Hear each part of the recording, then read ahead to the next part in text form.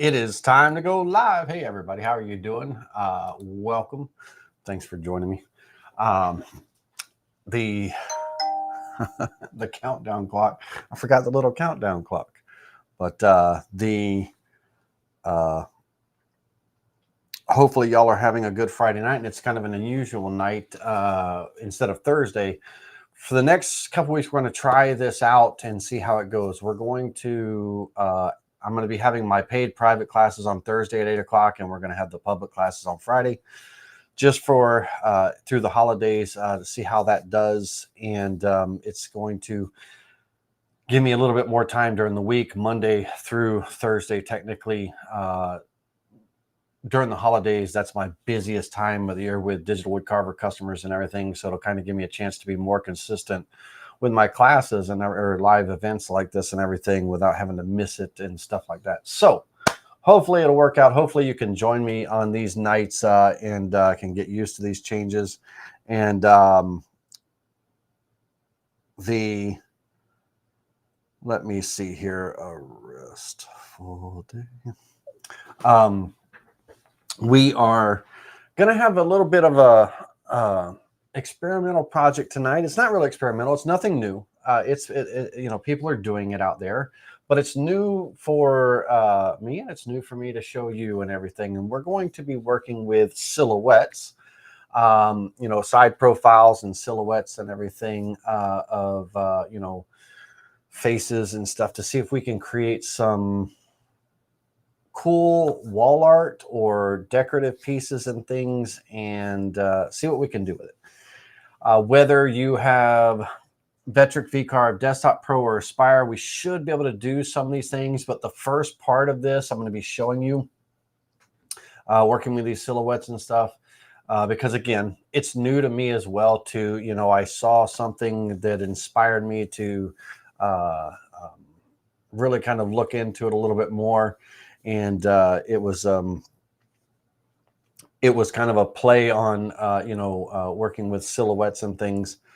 And I thought, man, I wonder that would be cool if we could do this. And so we're going to play around tonight. We're going to see what we can come up with and see if what you think of it as well. But the first part of this, I'm going to be kind of showing it in Aspire to make like a rotary axis job or a flat wall art type of piece. See if it's anything that even turns out any good. Don't even know if it turned out good. I have seen pieces that were made similar to this, and not similar. I'm pretty much probably the exact same method. I don't know about the method and all. I'm winging it, LOL. But they looked great. They looked good. So we'll see how it goes. All right. With that being said, let's jump right in. Let's not waste any time. Last night, boy, I had a class with the paid members. Ooh, we ran into midnight. It was a long class last night. It was a very long class. And if you're ever interested in becoming an exclusive member and joining us on those private classes and everything, check out on our main channel here at Spindle TV the join button, and think about becoming a silver or a gold member for some extra perks and benefits. But we're going to try the members classes on Thursday nights at 8 o'clock and these public free classes on Friday at 8. All right, let's go over and jump into the Vectric software. And let's see, what would be a good way to look at this? Now, a lot of this is going to really kind of play a role on your machine and things. Some of you may not have a rotary axis, so you'd have to do kind of the flat version of this project. Some of you may not have Vectric Aspire, so we have to use the alternative method with the Desktop and Pro. Or we might be able to take this method and provide images or something to someone that does have Aspire and say, hey, could you make this model for me, or whatever the case may be. We'll see how it goes. I think we should be able to achieve a similar type of result. I think we should be able to achieve a similar type of result using the molding toolpath and Desktop Pro or Aspire. So we'll see there. Again, it's all kind of experimental, but stick around. Let's switch over to the other screen. Let's see here. Share an entire screen. That's what I want to do. All right, all right, all right. Okay. Now to emphasize, is that the right word?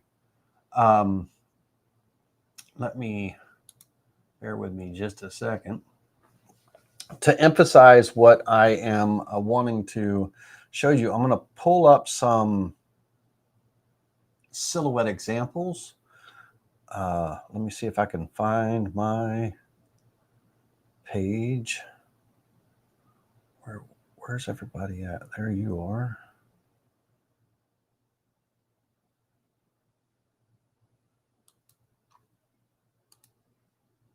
Yeah, that's what I'm looking for. Here we go. Let's see. Save image as. All right, so let's switch. Let's go to big screen here. And I want you to use your mind's eye, your visualization, and let's import an image. So in our documents, it's going to be side profiles. And let's bring this in.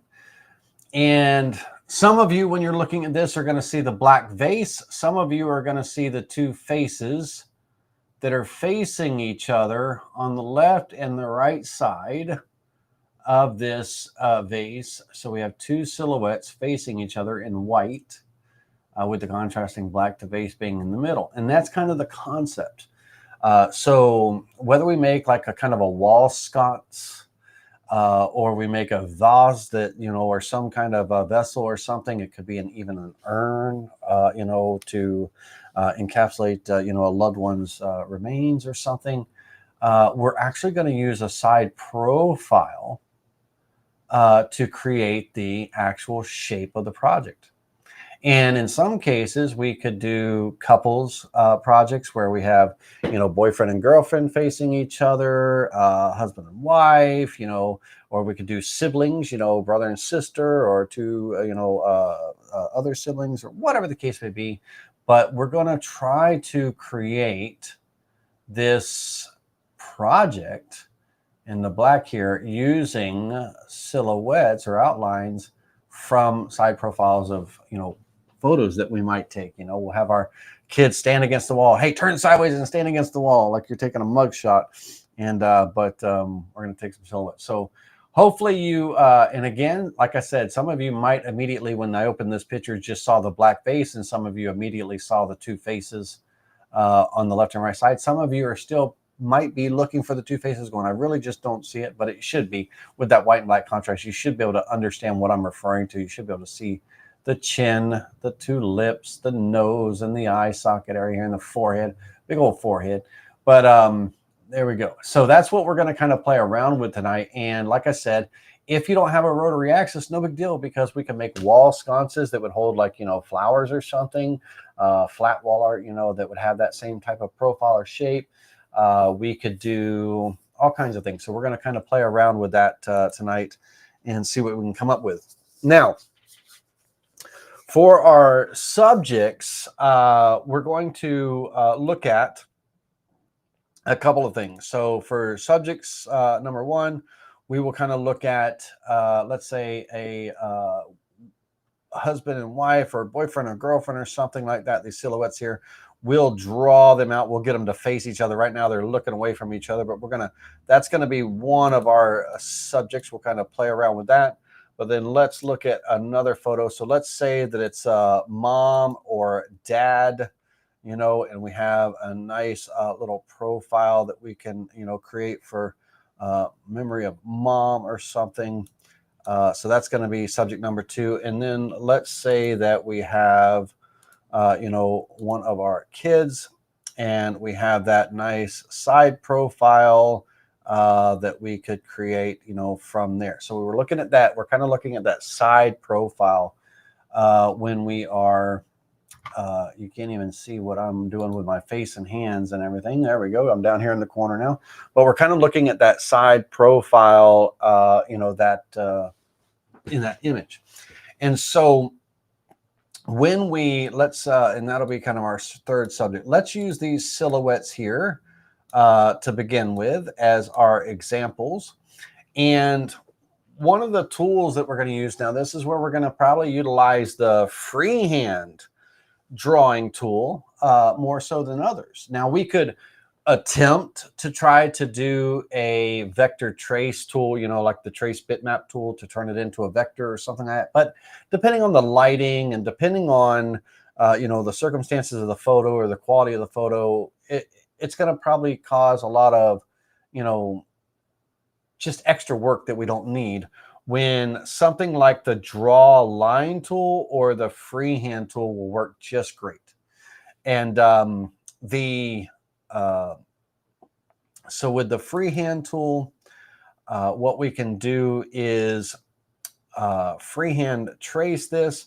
Now notice when I open that tool, that freehand tool, notice the image kind of faded off, because when you have an image in the software and you're not on it, it's in a gray scale, it's grayed out. And when you click on it to make the image active, it kind of like, you know, comes alive, right? Well, if we right click on that image, we can go down to appearance, and on appearance, we can turn that default fading to off, you know, to 0 basically. So this way, for this particular image now, no matter if we're clicked on it or off of it, it's not going to fade, right? So we can kind of see that full silhouette.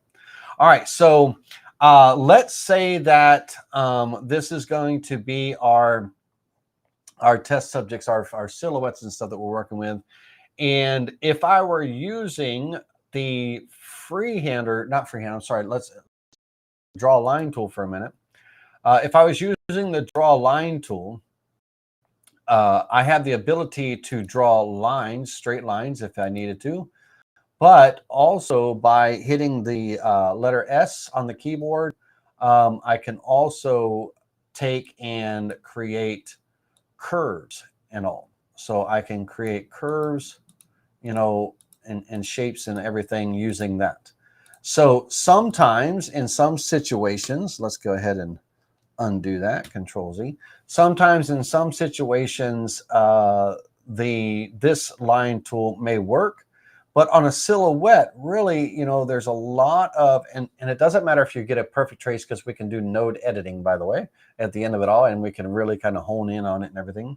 But if I was using the draw line tool, which wouldn't be the tool for me, I wouldn't choose this. But if it was the tool that I wanted to use, I would click, you know, somewhere where I'm starting here, kind of at the, like right at the hairline.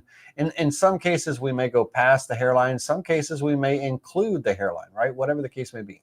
But in here, get up close and personal with it. And, you know, I would come in here and I'm about to, you know, come into a corner here. So I would probably click here. And then as I come into the corner, I would start to, you know, shape that. And notice that, you know, here where we click, what I'm trying to do is I'm not really looking where my mouse is. Where I'm actually looking at is up at the top, that dotted line, you know, as I pull this mouse over, that dotted line comes out more, kind of thing. I come in here and I'm really kind of shaping that area there. And as I come here and stuff, once I kind of, and again, if we're not quite perfect with it and stuff, we can use node editing to get us where we need to be. And we can, you know, create as many points or as little points as we want.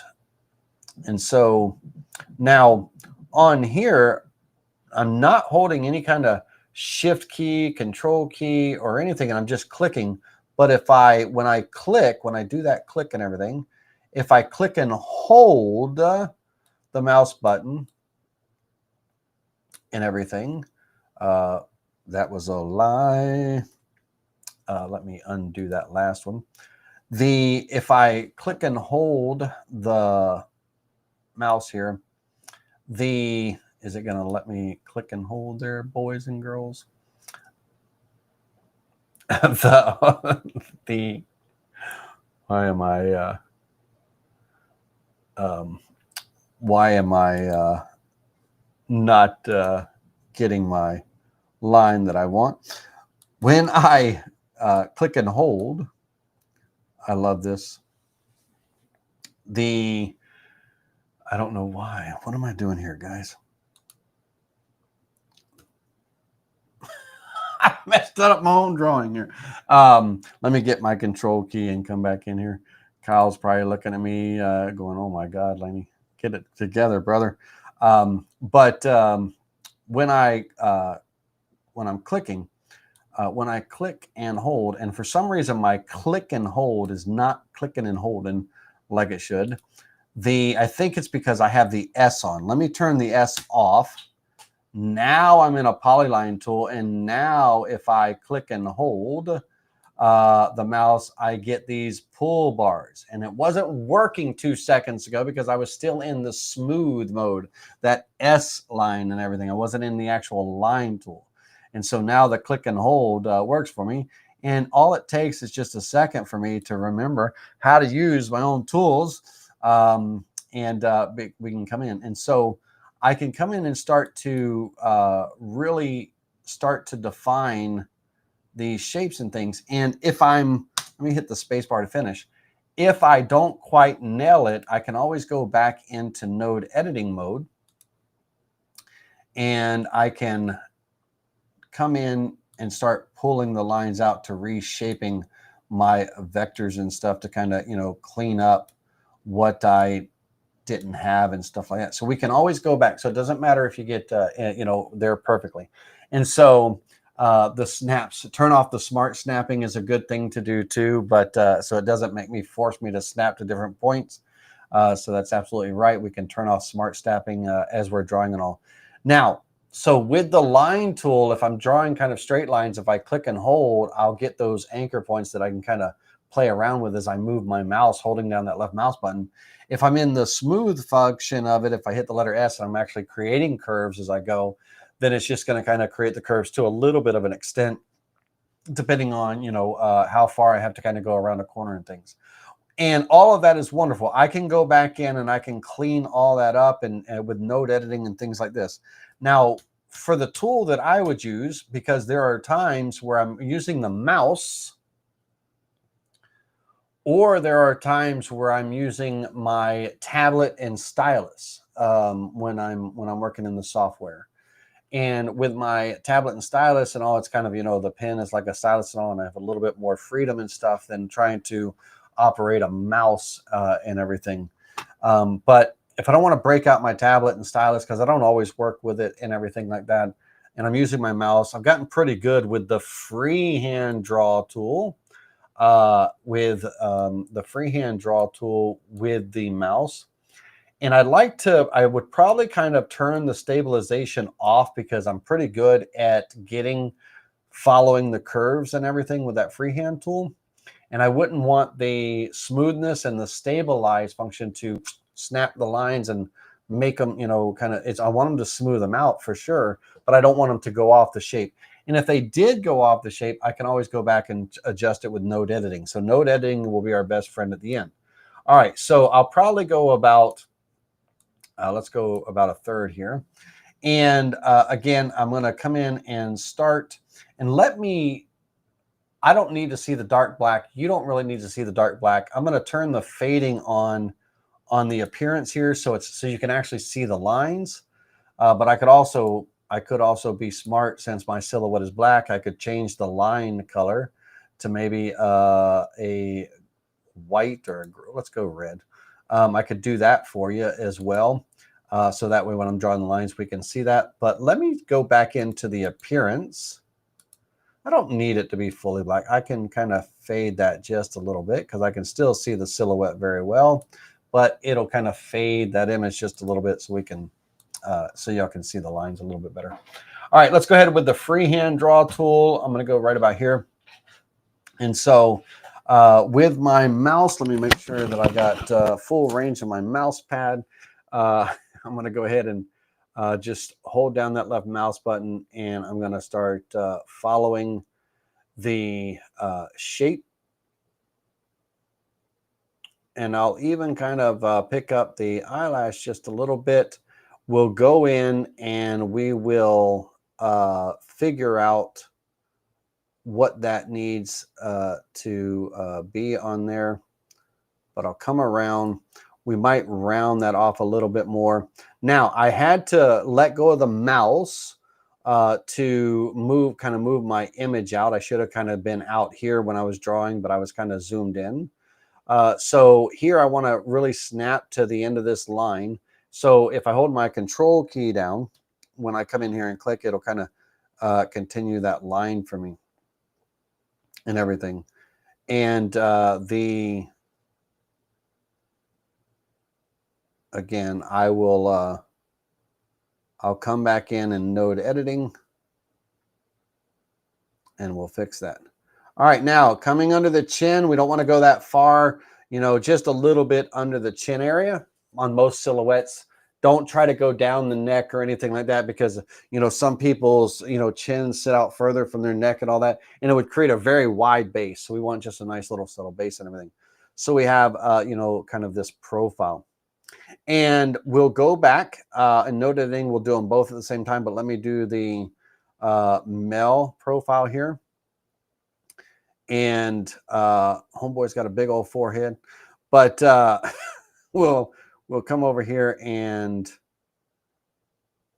hold down that freehand draw tool. Now, if y'all are doing this and everything, don't be making fun of your hubby's forehead or your wife's forehead when you're tracing out going, dang, honey, I didn't realize how much forehead you had there. That's not, they don't like that. So nothing to joke around about. All right, again, I should have zoomed out so I could see the chin too. I'll hold the control key down so I snap right back to that. And then again, just want to kind of just come under the chin. Now I will go into node editing. And in node editing, depending on what I'm, you know, am I trying to split where the white and the black are together? Am I trying to stay in kind of that hazy gray, or what am I tracing? All I want to do is just get the profile to look good, you know, and so I could come in and just tighten up my, don't do that. I could come in and just tighten up my lines and, you know, move things just to get a little bit, you know, like if I put a dent in the forehead, I might want to smooth that out just a little, maybe bring that in just a tad on both of these. Coming around, I might want to have this come out just a little bit more to give a little bit more definition there. On this, on the eye socket, I want to kind of bring this out just a little bit, but I want to pull this anchor and kind of really kind of get into that socket just a little bit better. And I'm really kind of focusing at the top of the line. The bottom of the line I'll control with this node, like don't do that. I'll control with this node here if I need to move the line out and change my shape or whatever the case may be. But let's bring this out just a little bit, not that far out, about right here. And looking at this, remembering that whatever it's like a teeter-totter on these. So there's two sides, there's two anchors here. And whatever I do, and it's hard to see in here, but on that red line, it's very hard to see. I apologize for anyone that has any kind of, you know, color blindness that can't see reds and greens and things, but there is a line there. But it's like a teeter-totter. Whatever I do to one side is the other. Now I can turn that function off by right-clicking on a node and turning off smoothing. And so that allows me to kind of turn, you know, one end versus without switching the other. But then I lose, I create little sharp points and sharp edges and things like that that I may not want in the design. So what I'm trying to achieve here is I want to pull this anchor in just a little bit. And here I want to kind of pull this down and over just to kind of get into there more.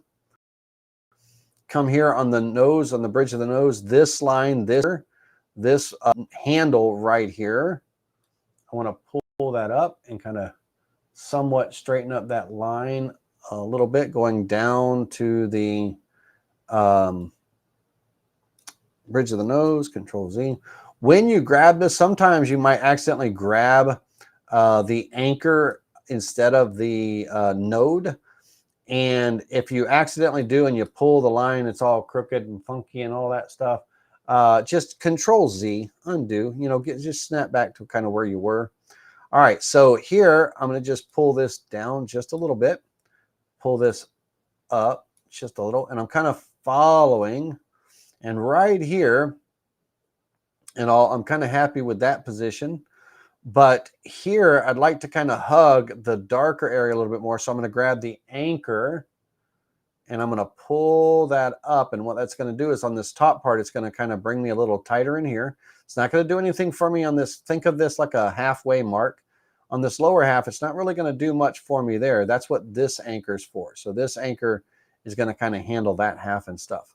So I want to kind of just pull in here, and let's, on my crest here, I want this to continue into the dark area here. So I'm going to grab the anchor and pull that out. And like I said, it's not going to help me on the bottom half of that line that I'm pulling. That's going to be done with this node. But I want to kind of come in and around. I want to get a little bit of definition. I want to kind of get in there. And then as I come around and I am fairly happy with this. I'll grab this anchor and pull it down just a little bit. So I'm fairly happy with the way that's forming and all. Now this anchor is way off. When I drew the line, I was way off. So I need to pull this out, kind of get it to where I want. And then I need to control this anchor that's way out here. I need to kind of bring that back in. And if I pull it down, I can kind of start to get the shape here a little bit, but I'm way out here. So I may actually need to bring this anchor up closer to the crown here of the nose, or the lip, sorry, and then pull this anchor in to get a little bit more of that shape there. And down here, this anchor, I may have to pull this down and rotate this a little bit. Again, I'm kind of focusing on this line right here, but this actually comes around and it curves in. So there's really another point that really needs to be right in here to help me, because I can't, if I try to get this curve in here and I start kind of pulling and I can achieve this and I can come in here, but I'm not going to really get that definition here that I want, because I want to bring that in a little bit more. And so I'm going to actually, right about here, I'm going to right click and insert a point, and that'll kind of help me kind of control that area. And then so on this one, I can really come in and start to shape here. And then as I come out, I want to put another point here, and I want to bring that out here and start shaping this line more so it's kind of coming in more into that area. And again, decide if you're going to be into the gray, you want to be in the dark, where do you want to, where are you kind of, where's your line? Where's your line heading? You know what I mean? And try to stay somewhat, I don't know. That's really, I was going to say try to stay consistent, but that's really not the right term to use. Just keep the same pattern. If you're going to stay on the black line, if you're going to be in the middle of the gray, just don't be like, 1 minute you're out here and 1 minute you're in there and that kind of thing, right? All right, so as we come around the lower lip and all, I'm going to grab this anchor again. I'm going to kind of pull that in just a little bit. And this is looking good. I'm actually going to pull this anchor down a little And I can use this, or I'm going to pull that node down a little bit, and I can use this anchor to give me a little bit of that curve, a little bit more of that curve. But now I'm out here. So now if I start to pull this anchor out to try to get on the bottom of this lip right here, I'm screwing this up here. So what I want to do is, if my node is too far away, if I happen to have clicked too far away and everything, I may need to insert another point. And we don't want points everywhere, but we need the points that we need to get the results that we're trying to get and everything, right? So I may need to pull this down, spin that around a little bit. Don't make the, pull this back in and start shaping that. And, we can smooth things as we go. Now here, I want to pull that in, this line in a little bit. I want to get right into this, crevice a little bit more. And on this anchor, I want to kind of literally kind of be down here a little bit. And I want to pull this anchor back over. I want to really kind of create that curve, that nice curve. And then this anchor needs to be out here. It was too far into the black. And this, I want to kind of pull that around. Went a little bit too far outside the black. There we go. Now right here, if I pull this anchor in, it'll bring this line right at the top end. So if I pull that in, it'll reduce that curve there. And on the bottom side here, let me move this anchor out a little bit. But on the bottom side here, if I pull this out, I can shape the bottom half of this curve and kind of somewhat fit what I need. All right, so we're almost there. I think you get the idea. I don't need to explain every single node action that I'm doing. So let's get this somewhat.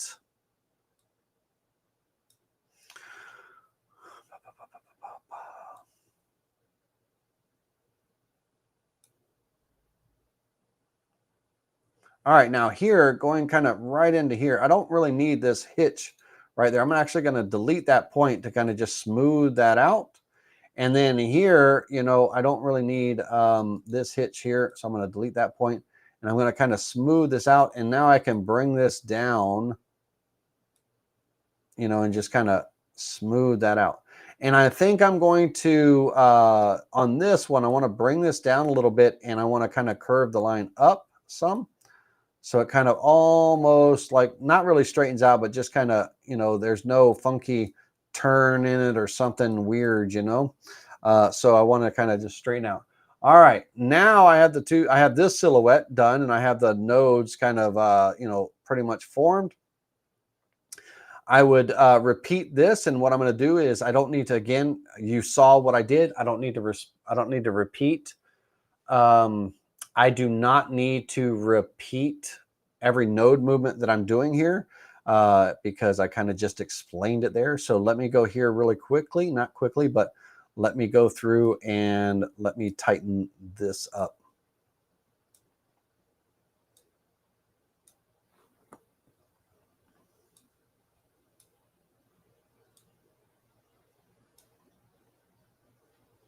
Now here, on the eyebrow, I will talk about this and everything.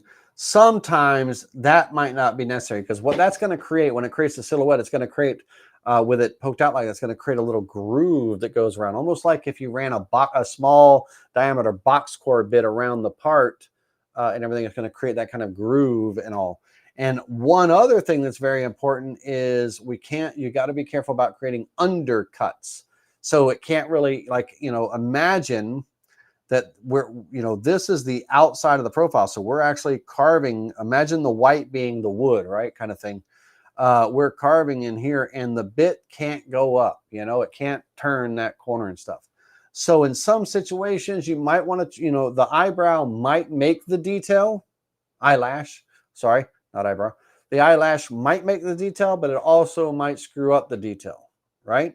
So I think I'm just going to go with the eye socket and not try to capture the eyelash. So I'm going to come in here and actually delete these points.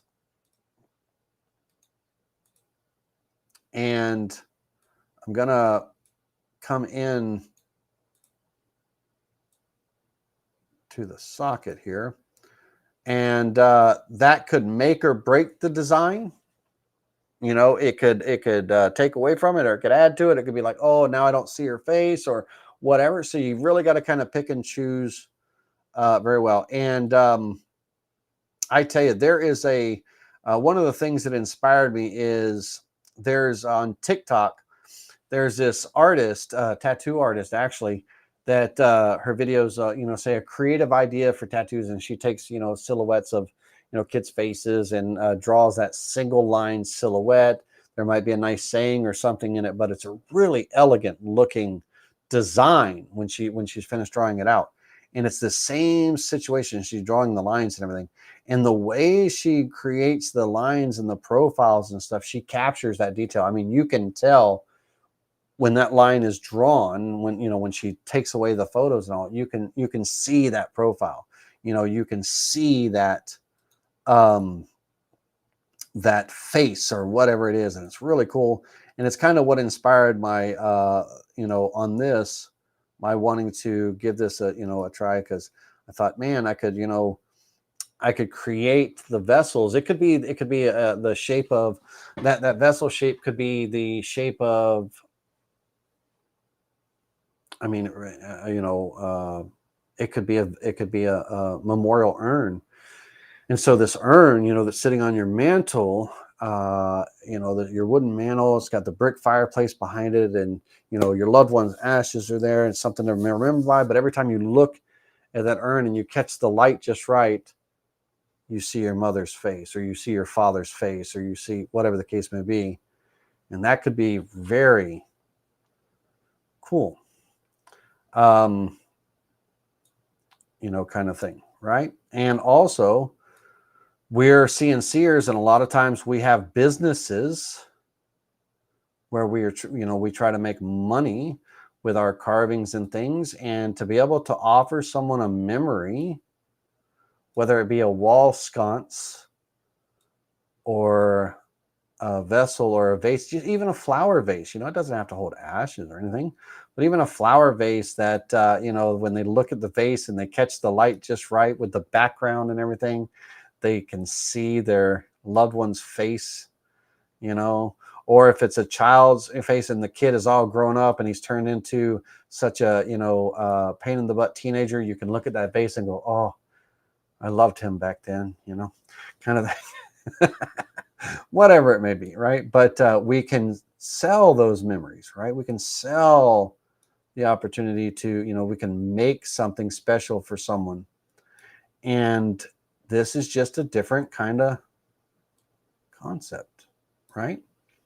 All right, let me get, for some reason, I'm struggling on this node. I got a little bit of a kink going on here. Let me pull this out and kind of smooth this out a little bit. I got a little bit of a giddy up in the hitch. Hold on a second here.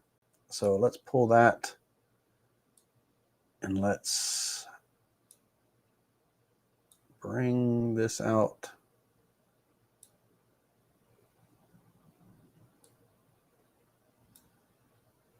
There we go. Had a little giddy up in the hitch. All right, so we're going to pull this one up under, kind of get that cleft of that bottom lip, the cleft or whatever. I don't know if that's the cleft of the chin. Is that the right term? Cleft of the chin. Let's come around. But I think you understand. I think you understand. Hey, Ronnie Probert, thanks for popping in. I think you get the, you know, what I'm talking about. You know, it's like as far as creating those memories and stuff, and stuff like it could be a cool project. All right, so in here, I'm going to kind of go back into the just under the chin a little bit. Again, I don't want to make some funky curve up or down. I want to kind of just come right straight across. We'll play with that in just a minute, because that's going to kind of, you got to think of it like being the bottom of your vase. But now I have these two silhouettes drawn, okay? So now you can see, and now if I go into here, let's take this, let's go into appearance, and let's really turn on that fading. and everything. And what's gonna, let me find a contrasting color that's really gonna, let me find a color that's really gonna stand out that we can all see very well. Maybe the blue or something, but you can see that outline, right? And then his. Okay, now let's go ahead and turn the bitmap layer off. Okay, and we have these two profiles here. You can definitely see them now. And for the gentleman here, let's go ahead and mirror his, and let's face him the other way. Let's turn off create a mirror copy and flip about job center and just flip that horizontally. And now, you know, let's have him come in.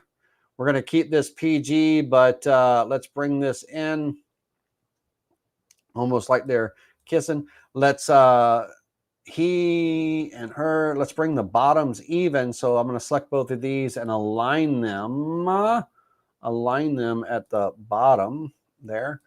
And it's a funky looking shape because we're not using this shape to create the shape that we want. Now we're going to experiment with that. Okay, we're going to experiment with that, but we'll experiment with this. But that would be a crazy looking vase, you know, if we try to use the Mel and her, his and hers that way. But let's move him just for a minute. Let's move him out of the way. Let's move him off the screen just for a second. And we're going to take this one and we're going to flip it to the, let's create a mirror copy of it. And we're going to flip it to the right. And let's back it up a little bit. Okay. And let's say that we, on here, let's say that we'll take a rectangle just for a minute.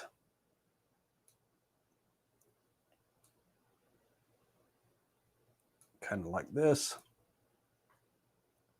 And let's, on the rectangle, snap it to the end there and there. We'll take our scissors to create that. And then up here, we can bring this up. But now on this one, let's say that I want to go into node editing. We'll add an arc here and here.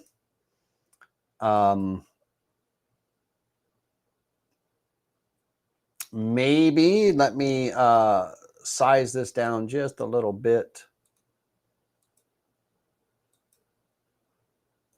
Pull that in just a little. And then put the arcs in there. And I could do just the arcs at the top, and I could have the straight at the bottom, whatever the case may be. And the arcs, if I do them at the top, it's called a fillet, not an arc.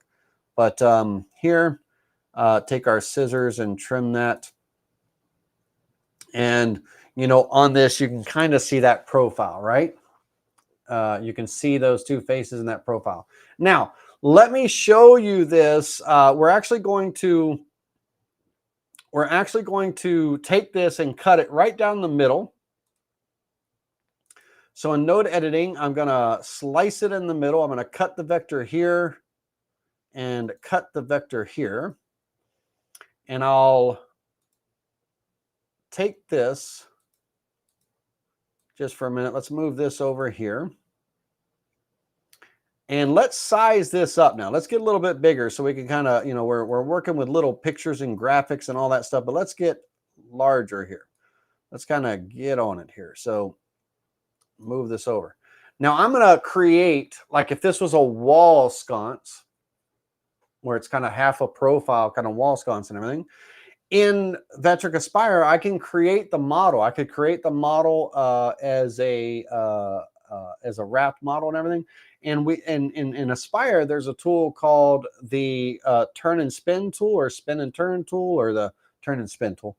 And on here, I can rotate this part, And if I go to the 3D view and I rotate this part and all, and I'll turn the vectors off just for a minute and everything. But you can see this profile. Now let's take a close look, and now you can't help but see the profile in there. You know what I mean?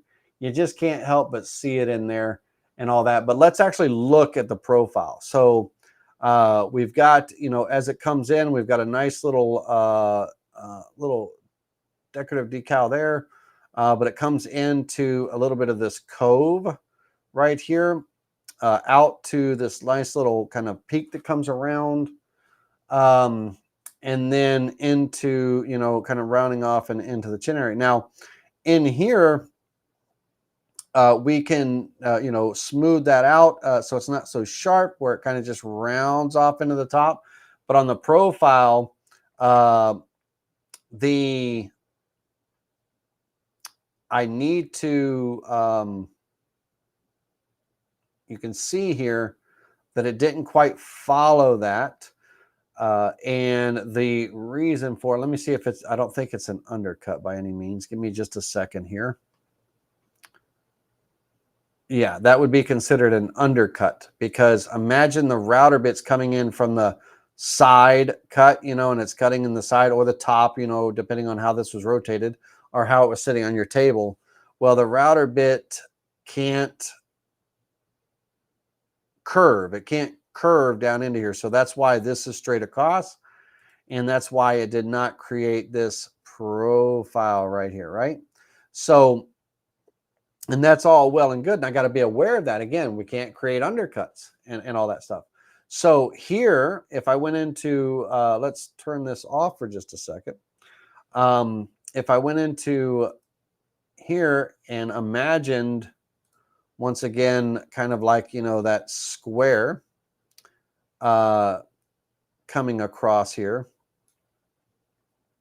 and all, let's pull it down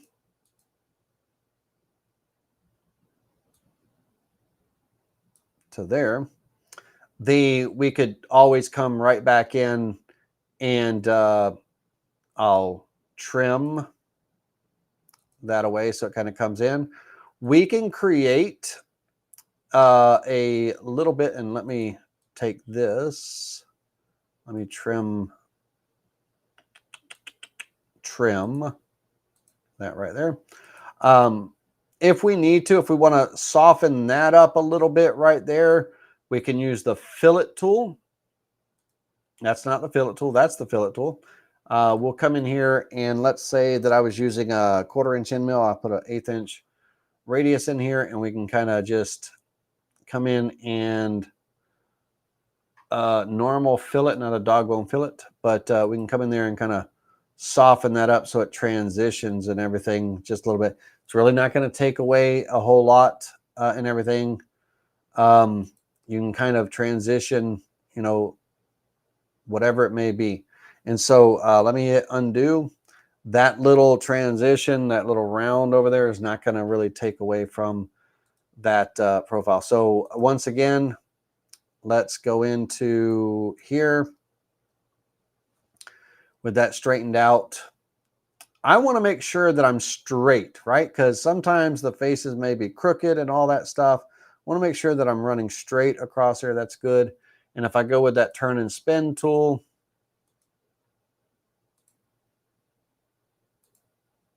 you know, we create that look. And all. So this could be, now this could be a full vessel all the way around. It could be done as a two-sided job. It could be done as a where you, if you don't have a rotary axis, you can carve one half on one side, flip it over, carve the other half on the other side. So I only had this set up as a single-sided job because this could also be carved as a wall sconce. Now, here's the important part. This is the important part, is the size, right? So if we look at this from the side, let's kind of go with a right side profile here. The height of this bad boy, right? And one of the things that we got to be mindful of is our CNC. How much height do we have? If I was carving this as kind of a wall sconce out of, let's say, I got it, how thick of a block am I gluing up? How long are my router bits to get down to the reach and all that stuff and everything.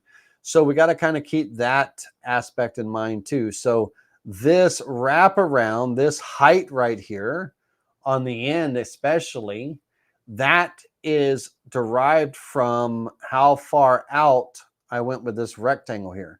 So I could bring that in and kind of bring it in to reduce that all around height and everything in here. So if I reset that, if I had to, I could go into node editing and I could use my left, select these two nodes here. I could use my left arrow key and kind of just bring that in a little bit.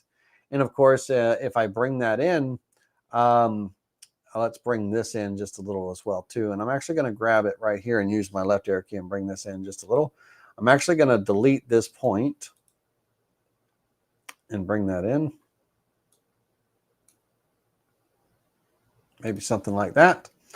And now when I do that turn and spin in this situation,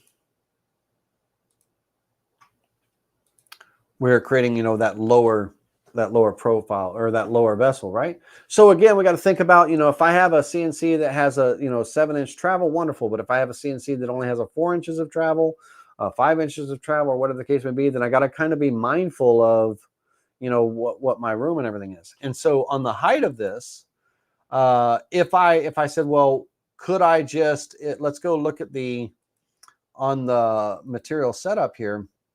Right now, my height is 2.14 inches. Okay. And so the model thickness right now is 2.14 inches. So if I reduced this down in thickness, would I lose my side profiles and everything? And I don't believe so, but let's find out.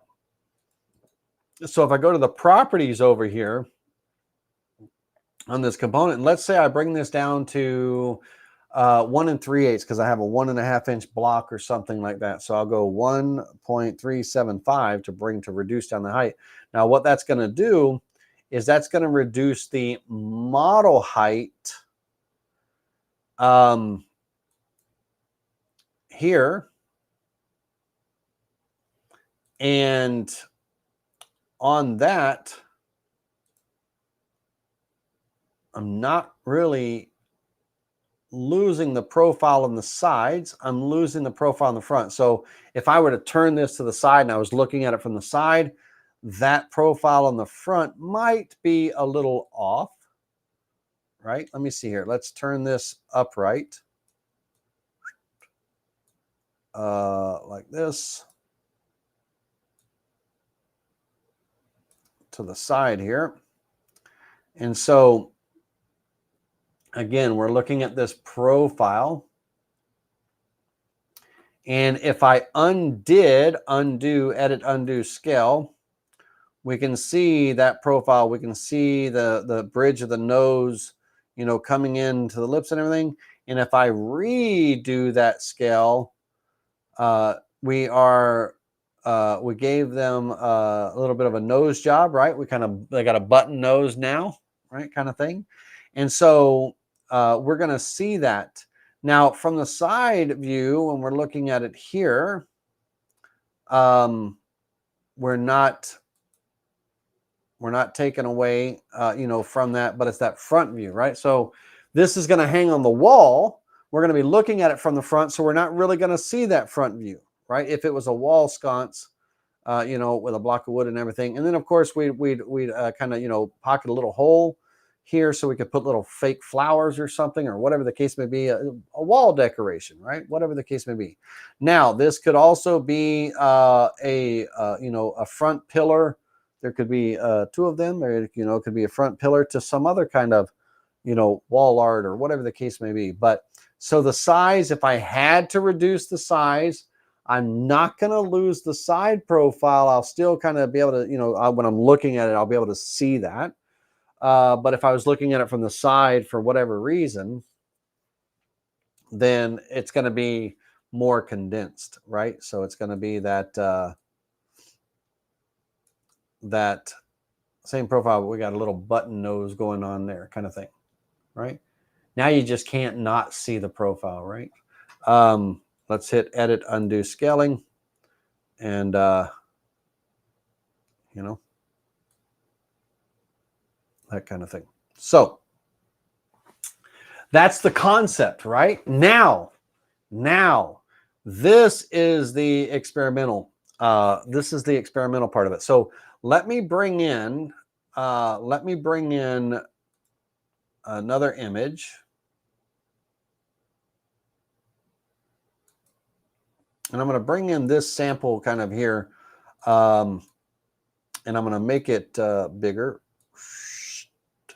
Right? And so if we look here, now the left profile and the right profile are the same profile, right? So it's kind of symmetric all the way around.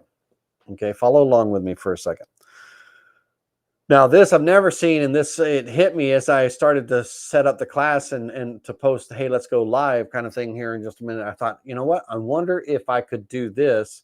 I'm going to try it in class kind of thing. But this is the same profile, you know, on the left and the right side, you know, in that example.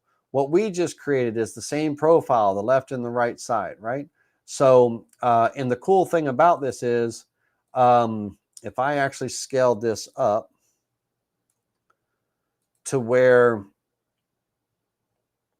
let me see if I can move her over just a little bit, kind of a little bit that, and you see that foreshadowing, you can actually see her face much clearer when you have that dark area over here, right? So if I could scale this up to, I could create that kind of effect and everything, but you can really see in that empty space there, you can really see that silhouette when you see the smaller face right next to it. It's pretty slick, pretty cool. All right, so anyhow, we're gonna draw, we're gonna trace out mom here, and then we'll trace out the little one. But that was our sample images. But before we trace out those two, I want to talk about the male, female, brother, sister, you know, father, daughter, whatever kind of, you know, those kind of silhouettes and stuff. Now, what's important on here is scale and size and layout. The left side and the right side are not the same side, right? And I won't be able to use the turn and sweep tool on what I want to do, because the turn and sweep tool, it takes a single profile, or the turn and spin tool, sorry, it takes a single profile and it wraps it halfway around. And of course, if I wanted this to be a full model, I'd set it up as a two-sided job or a rotary job, and it would create that wrap all the way around. Right now, this is a single-sided job. That's why it's only creating half the model, right? That's why it's only creating half the model right now. But it's only taking that single line profile and flipping it. It's wrapping it around, extruding it, creating this shape here.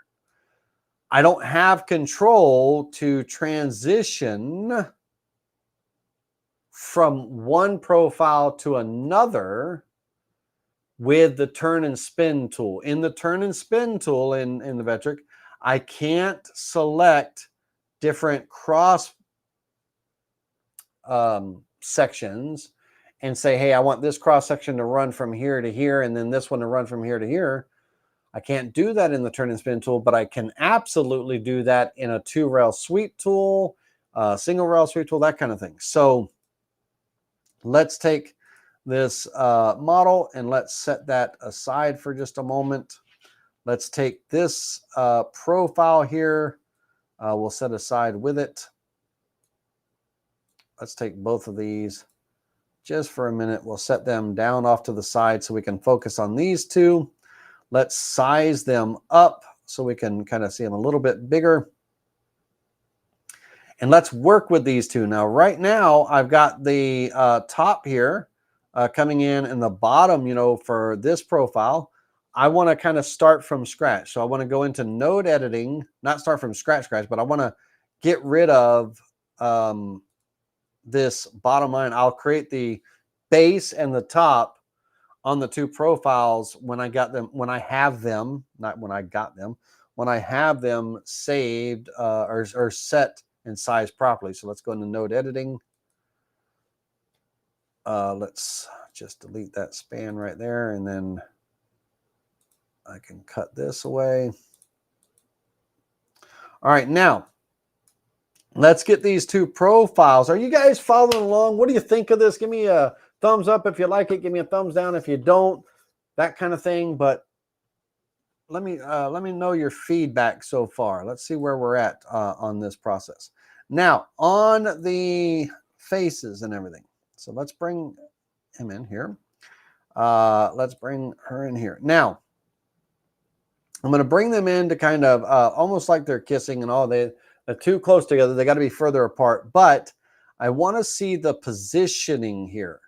So the what's important is that, because it's two different size profiles. You have a male profile and a female profile and everything. So they're two different. There's going to be two different sizes.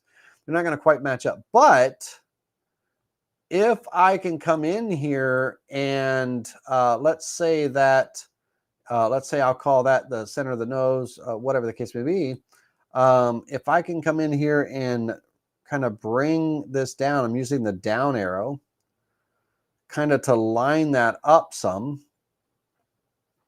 Where roughly the nose lines up and roughly the lip areas line up and roughly the eye sockets, they're making eye contact, that kind of thing. That gets me a little bit closer, right? Now, when they're so close together right here, it looks really funky and it doesn't look like it could be a good profile at all, right? And stuff like that. But I want to, now that I have that kind of lined up, I want to kind of separate it some. Again, doesn't look like much right now. But one of the things is the chin areas and everything and the forehead areas, this, I need to kind of, extend one out or shorten the other. Typically, I wouldn't extend a forehead area out. And I say typically like I do this all the time. I don't. But I would think that extending the forehead would kind of, take away. But if I shorten the forehead, it's not really going to take away too much. So if I bring a guideline down here and say, let's say I come right across here, I could at that point, say, okay, that's where I'm going to bring in, let's say the top of this. And let's say I want to do a kind of a thin top. I'll get it centered in just a minute between these two. But let's say I go kind of a thin top and all. Now on here, I do want to center it between the two profiles. And again, the width of my profiles depends on the scale and the size of what I'm doing, right? The width of my stock, the width of this, the width of that, right? Kind of thing. If this was a sconce, then I have all of this room to work with, right? I could scale this bad boy up to, here. If it was a wall sconce, I could make it as big as I want. But if it was a spindle or a turning or something like a vase or a vessel or something, then I'm kind of limited by the size of my diameter of my stock, 4 inches, 3 inches, 2 inches, that kind of thing, right? Now, so here, again, kind of keeping things somewhat in line and stuff. And again, if I pick kind of a point and stuff, getting things kind of somewhat in line, I could go with a couple of references, just kind of, that general area, right? Whatever. Sometimes it's going to match up or not. I mean, it won't match up, but sometimes that it might align. Sometimes it's not, that's how you tell if you're compatible with your spouse or not. If your profiles don't match, then, no, don't be doing that. Don't do that. Hey, honey, come here and stand next to me for a second. Oh, no, don't do that. All right, so the here I am starting arguments and stuff. Okay, let's go in a little bit and let's answer a quick question. JR says, yes. All right, let's start at the top of the questions here. Give me just a second.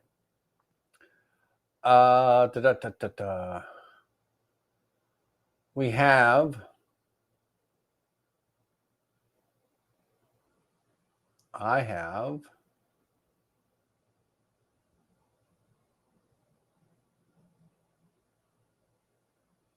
Brooks Martin says, how are the wings doing?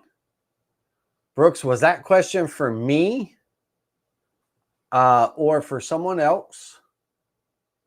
And if it's for me, what wings? Okay. Let's see here. Chuck Fleming says, how are the anchor points being set? The anchor points when you're drawing the profile are being set by your click, where you click your mouse, right? But that's with the draw line tool. With the freehand tool, based on where when I'm freehand, I'm holding that mouse down the whole time. I'm not clicking. I'm drawing that around, and the software is putting points where it needs for that curve to be able to curve properly based on my movement and things like that. So it's inserting the points where it's necessary. The software figures all that stuff out. The JR says,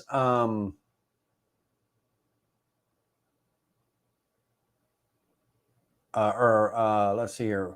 Ronnie was first. Said this could make a nice candlestick holders, right? A couple of these, were laminated together. Yes, absolutely. And then JR says, just wondering if I could get away with using the trace command since I really suck at freehand drawing. Yeah, so that's one of the things. We'll look at the now on that silhouette, the black and white silhouette, it's going to trace perfectly, right? But on an actual photo, if I was trying to trace, this photo here with the trace tool, I could try to convert this to a black and white, and I could bring in try to find that, but I don't have any definition here where I actually need that trace where it really counts. I don't have that definition there, and as I bring this in, I'm losing it, right?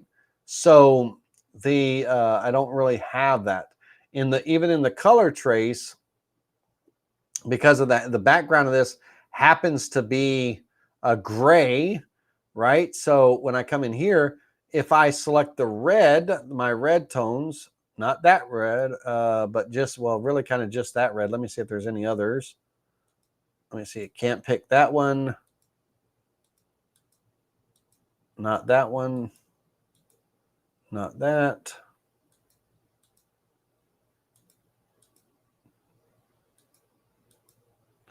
That's going to kind of be, about where I'm at. If I do that and I trace, and let's turn off the pictures for a minute, I get that profile, but I'm definitely going to have to go into node editing and clean that up. And if you suck at freehand drawing or whatever, like you said, then this might be good. And then you could just node edit. You could go into your node editing, and you could start to clean up. Now, on the node editing, there's a lot of nodes here. Well, one, I don't need to be focusing my attention on anything that doesn't matter. So at the bottom of the chin, I'm absolutely going to cut the vector there. And probably at the top of the hairline, here where the hair is and everything, I'm probably going to kind of cut the vector there. I may go into the hairline if it was necessary, but I'm absolutely going to, let's cut this down here. Not that, sorry. Let me get out of node editing. And I'm going to delete anything that does not pertain to what I'm doing. I'm going to go in there and delete. And so now I have a profile here, but I would definitely have to go into node editing. And of course, I would turn the photo on so that I could kind of see what I'm doing, because I can still move the nodes around. I can still come in here and delete the points that don't belong. I can still come in and start to shape things a little bit better, whatever the situation calls for. And I could absolutely, now that I have that trace line, I could absolutely kind of start working my way around. Again, delete the, oops, don't do that. Delete, I went to delete the point. This point will stay. Pull that around. And I can start to, still shape things and get rid of what I don't need.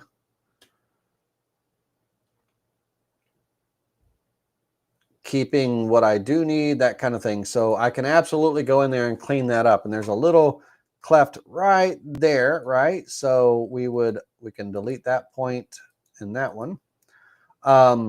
Even this one right here, we can get rid of, because we can make our adjustments here. But I can absolutely go in there and create that profile with the Trace Bitmap tool, but I'm going to have to do some node editing. That's all. Yes. So the answer, long story short, is absolutely you could do that, right? Now, of course, here on where it traced, if I were in node editing, I would absolutely want to kind of get a little bit more definition. So I'd absolutely want to bring this in and then bring this out to get a little bit more shape and definition and everything in there, depending on what it is, right? So get rid of the little crooks there, and you've got yourself a profile, and then figure out what you want to do with the top and the bottom and that kind of thing. So 100% yes, we could use the Trace Bitmap tool if the freehand tool doesn't work good for us and things like that. All right, let's turn off those bitmaps for a moment. Let's turn off the grid lines for just a second. I've got these two lined up now. And so in here, again, I can kind of figure out what I want to do with the top, what kind of, top that I want, what kind of shape do I want it to come across. And then I might just want to fillet. I might want to do a 1/2 inch fillet just on the top corner here, and kind of round that over. And then I would take the scissors and start trimming this, and it might, my top of my vase might be like that, or it could be like before, where we go into node editing and we turn the end into an arc. It could be whatever shape you want it to be. It could be just a straight pillar. This could be a column where it's straight at the bottom and straight at the top, where that profile is right in the middle. And this could be a column that it could be as small as a spindle, and it could be a spindle that's the shape of the spindles on a baby crib, right? It could be the spindles on the back of a rocking chair. It could be a column for a wall clock, or it could be whatever the case may be, right? That profile, that spun profile, it could be whatever it might be. But imagine if it looked okay and everything. Imagine a profile with like the woman's face, both sides, and then a profile with the male's face, and every other spindle on that baby crib is the parents' faces, right? Kind of deal, right? You're thinking outside the box kind of thing. You know what I'm talking about? Right. Okay. Hopefully you do. But, it could be that, that spindle could be long and narrow, and still have the profile in there. It doesn't have to be short and stubby like that and all that stuff, and it could be just the profile could be here, and then it could be, straight. The column could be straight or rounded, or it could be whatever shape, but somewhere in that profile could be that facial profile, that side profile. Cool stuff. Okay, let's go back up in here. All right, now before I trim this, let's turn this into node editing.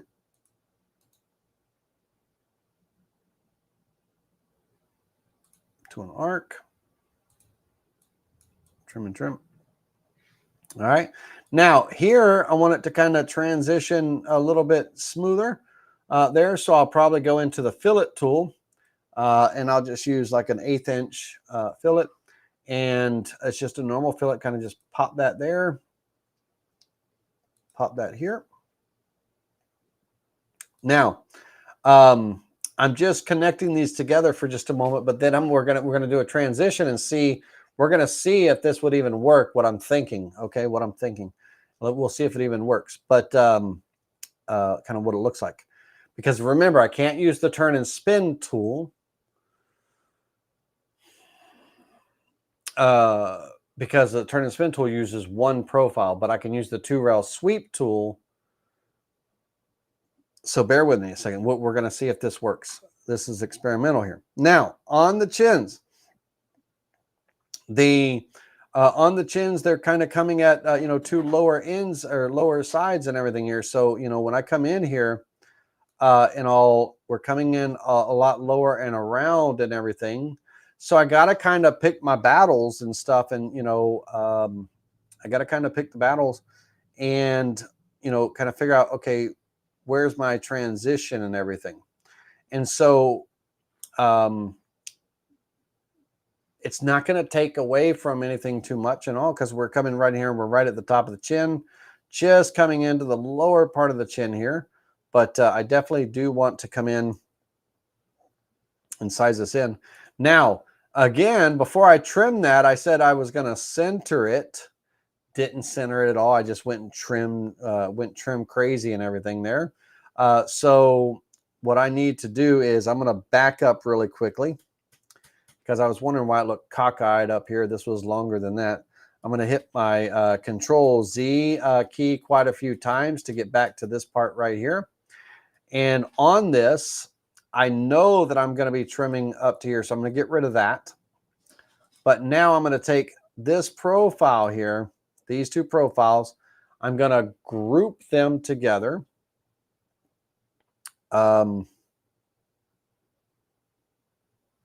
This one's a little bit longer back here than that one is.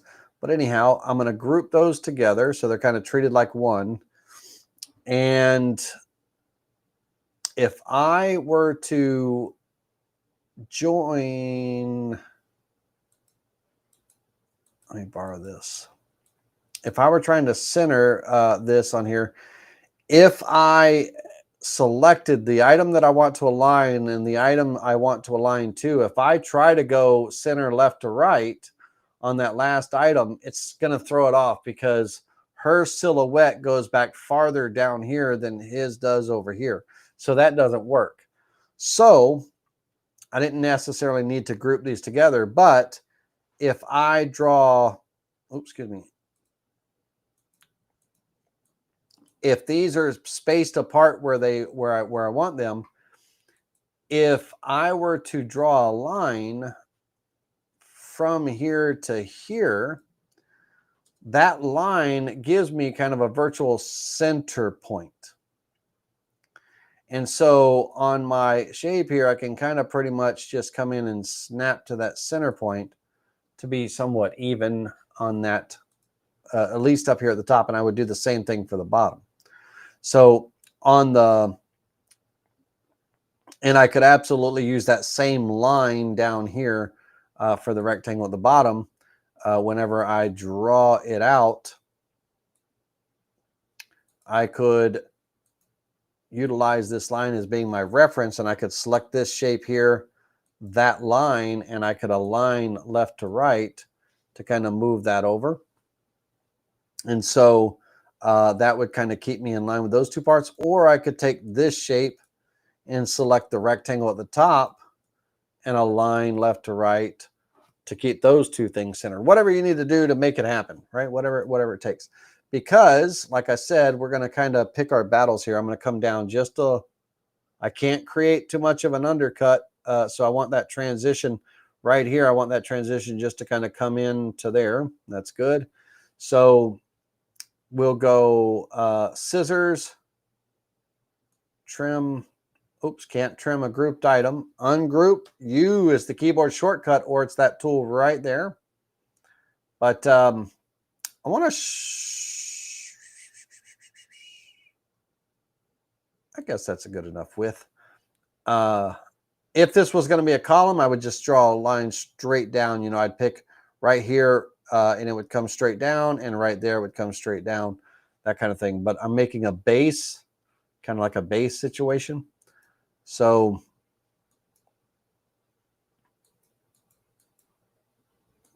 and on this one, I want the square bottom here, but I want it filleted on the inside corners here. So I'm going to go into that tool and I'm going to do a 1/2 inch fillet here and here.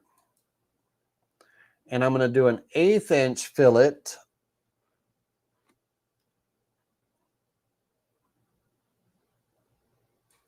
there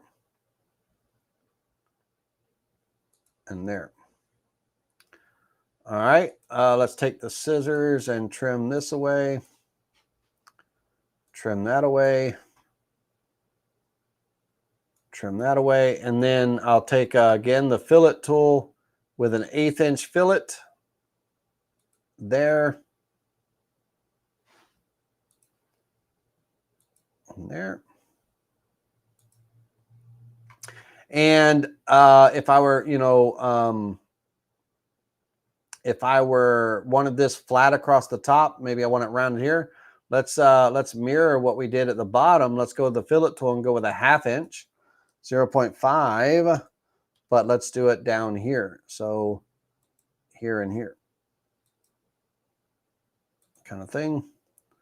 Whatever the case may be, it might look goofy, but anyway, so that would be kind of, what we're going for. That's what we're looking for. Now, bear with me. This will make sense.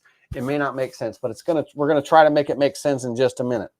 Now, that's what we're shooting for. So that's kind of the look when this thing wraps is what we're shooting for. So what we're gonna do is I'm actually going to copy this. And I'm actually going to go, I got another job set up that is set up like a rotary axis. I believe this one is set up like a rotary axis. And this rotary axis job that I have set up is a 4-inch diameter, 12 inches long. Okay. And I'm going to paste over here for just a second because I want to try this 2-rail sweep. And in order to see it, to see if it can happen, I need to kind of wrap it around. I need to be able to wrap it. So I had the job, I was planning ahead. All right, now let's move this over here, and I'm gonna keep that there, but I want to hold down and make a copy. I'll put a copy right here.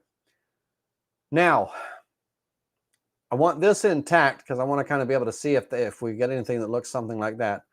But I have to cut this one. Now, we're going to be doing what's called a 2-rail sweep. And this profile, when it wraps, this profile is actually going to be turned this way, okay? And when it wraps around and when it sweeps and all. So you'll have to turn your head to the side a little bit. No, I'm just kidding. We'll turn it around in the 3D preview in just a minute. But when we are creating a profile, we have to create half of the profile. So if I go into node editing, I should have a center line here that I can cut here and here. And I can create these 2 halves. Okay. And these 2 halves are going to be my cross profiles, my cross sections. Now, notice something on these cross sections and everything. His face is on the inside, coming here, the chin, the lips, the nose, and everything. Her face is on the outside. We may have to switch the lines around on the ends and all to make this work the way I'm hoping it's gonna work. But I need to do my 2-rail sweep. So on the 2-rail sweep, I'm going to draw a line from top to bottom. I'm going to draw a line from top to bottom. And so you understand kind of what's happening here. I'm going to bring those lines in. Let me use guidelines to lay out the guidelines visually. But if I come in here and snap this to here, and I bring a guideline and snap that to there, it kind of shows me where my line should be. So the line that I just drew here, we actually want to bring it into there. And the line I just drew here, I actually want to bring it in over to here. I want it to be the size of our profile. And of course, this could get scaled up and stuff like that. All right, now, if I were to do a 2-rail sweep with just one profile, the 2-rail sweep tool allows me to select my rails, my drive rails, and I need to make sure that the drive rails, if I zoom in, you can see the red and green arrows. The arrows need to be pointing in the correct direction. And if I selected the profile and I applied that profile along here, and we look at it in the 3D view, and I'll turn it around on its upright.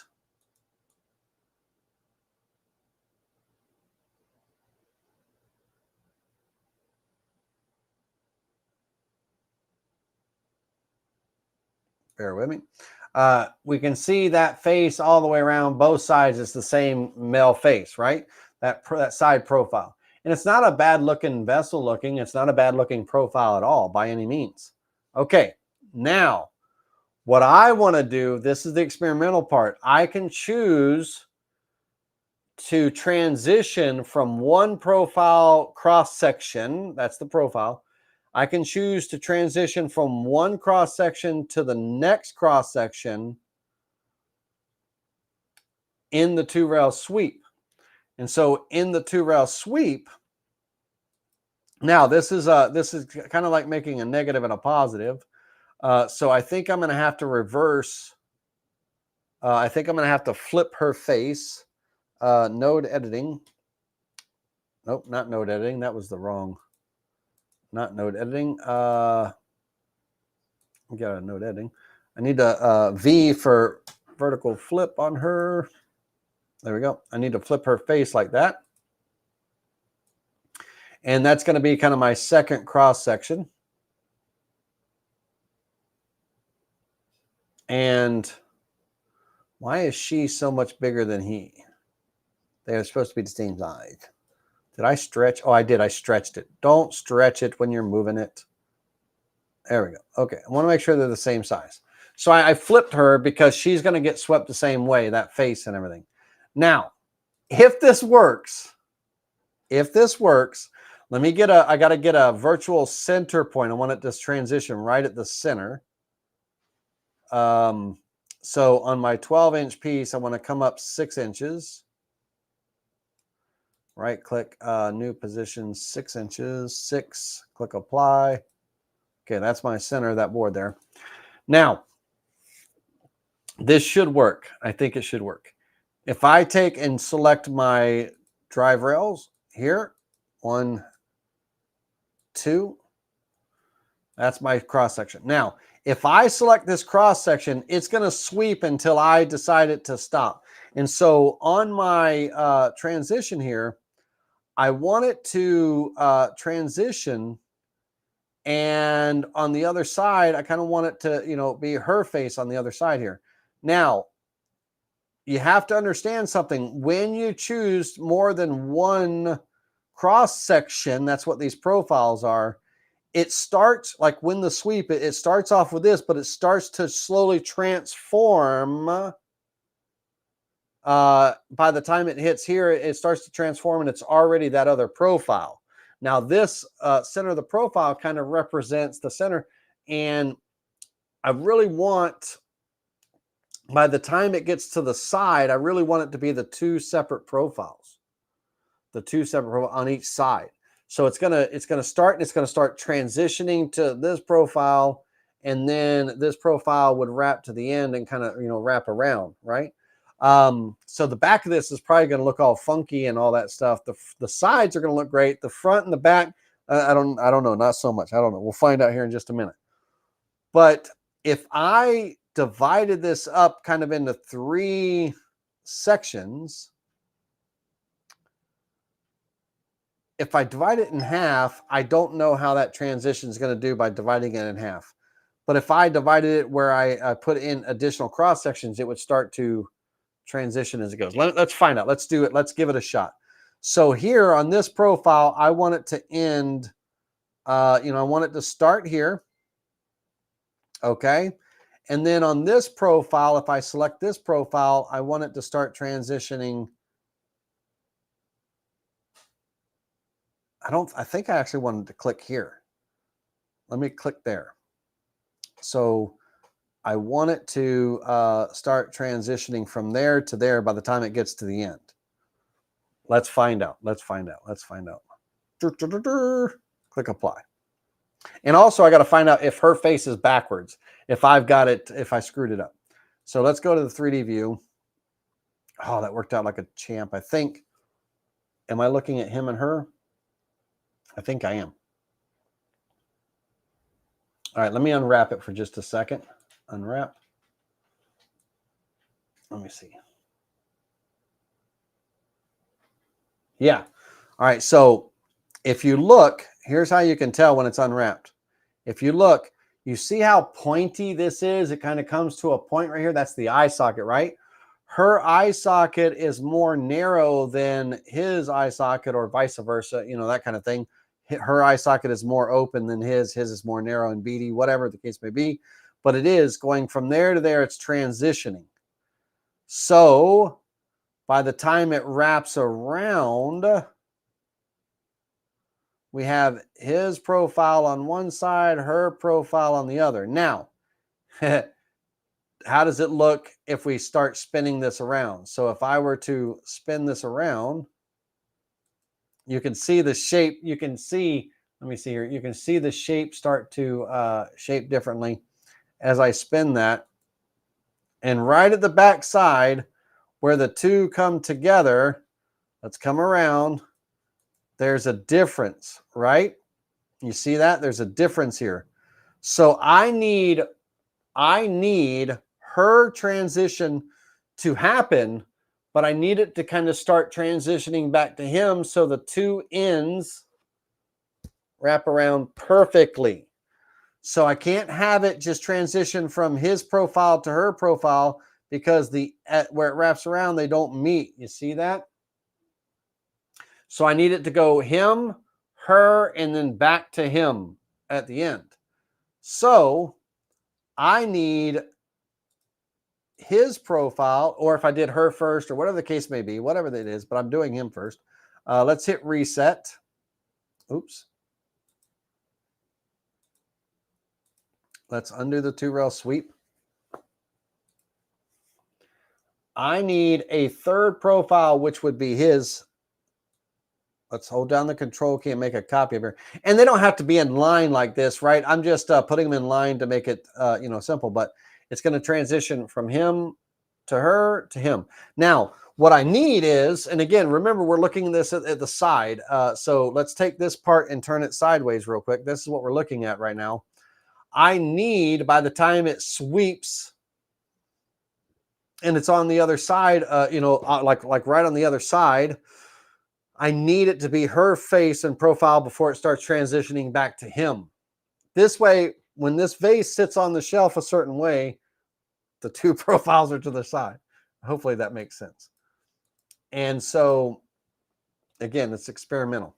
All right, so I have the three profiles, him, her, him, and I need 3 different cross sections. So I need it to start kind of transitioning from him to her, but then I need it to start transitioning back to him.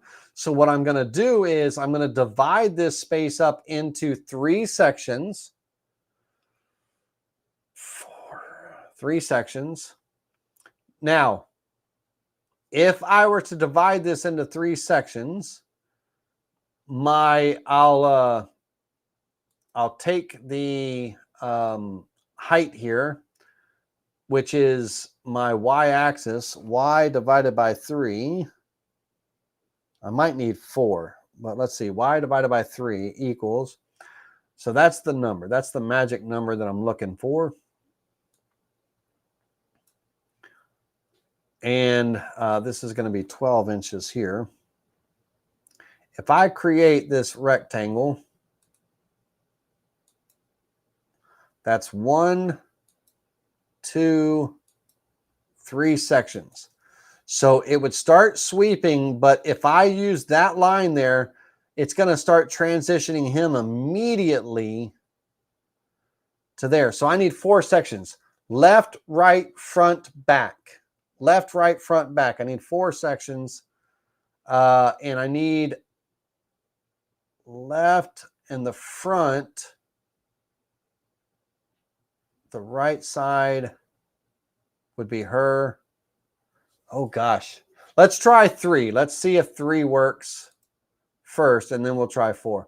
We'll figure it out, one of these two. But again, I didn't have anything pre-planned with this. I'm experimenting here because I want to, it would be cool if I can do this, if it could do this. So 3 sections, 1 section, 2 section, 3 section right here.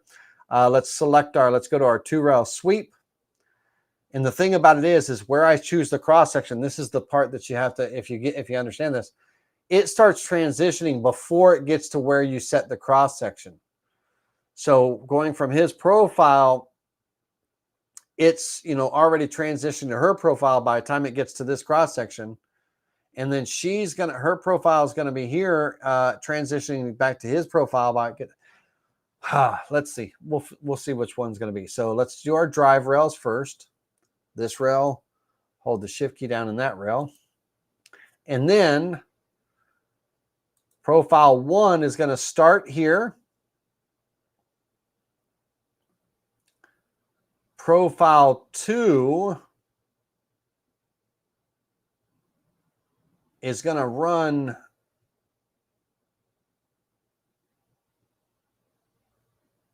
I think I should have broke it down into 4 sections. Profile 2 is going to start here. And profile 3 is going to end here. And I didn't put her in the middle or on this cross section. I went past that cross section just a little. And I could also tell her on this one, if I select this profile, I could say run.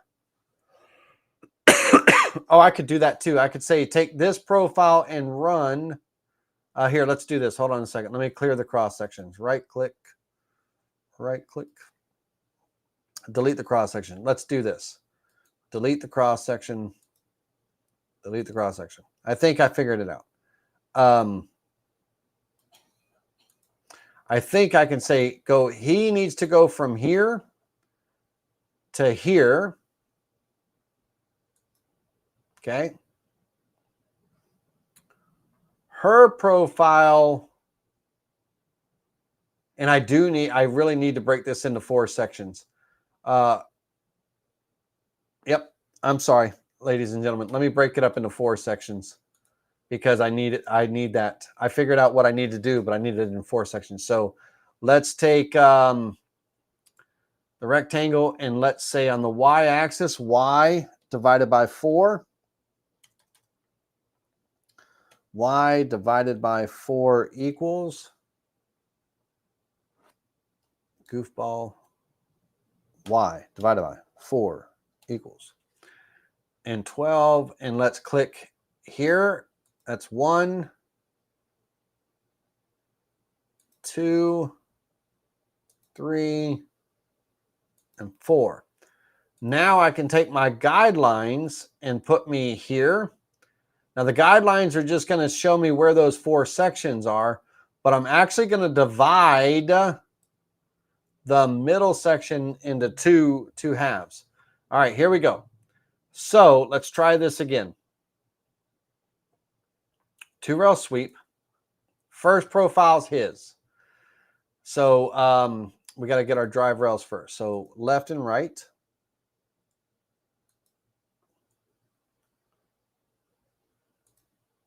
His profile's first, and he starts here. And what I need is I need him to run to the middle of the front. Okay. So the center of this area right here. All right.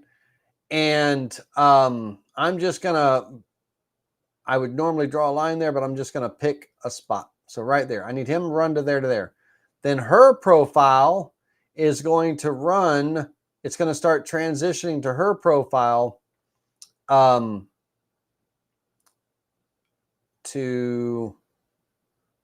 can't click that there. Let's see. She's going to run to all the way here.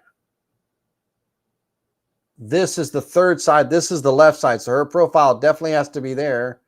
And so right here, the middle of this, let's find the middle there. She's going to run to there, from there to there.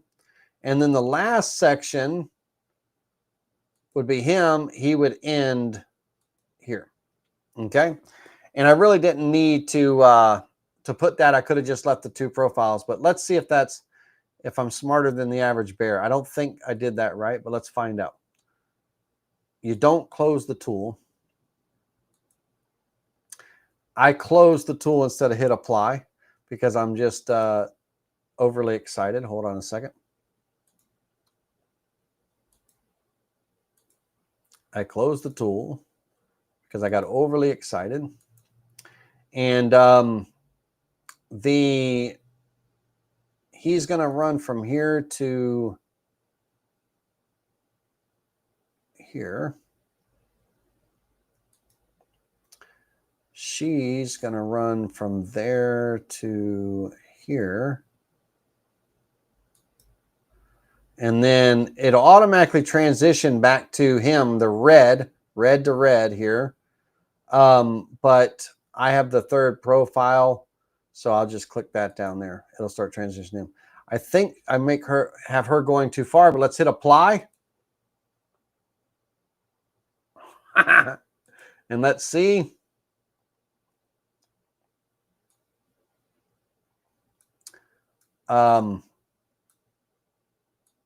Let's get it standing upright. I think it worked. I think it worked, actually. Let's go to let's do this. Top side right there. Spin it around. Got to get used to this little die here. Bear with me a second. Wow. Spin around.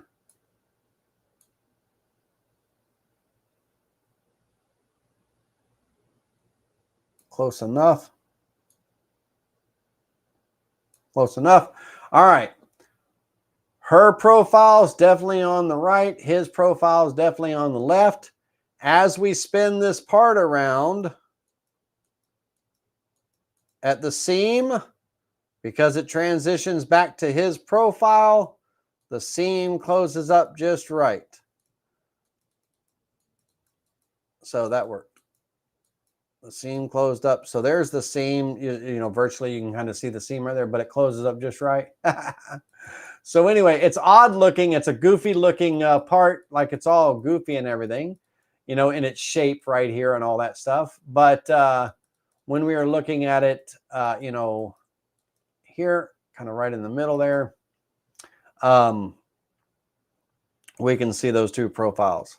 So while it may be an ugly piece from behind, from the side, you know, we have our, you know, those two lovely faces facing there.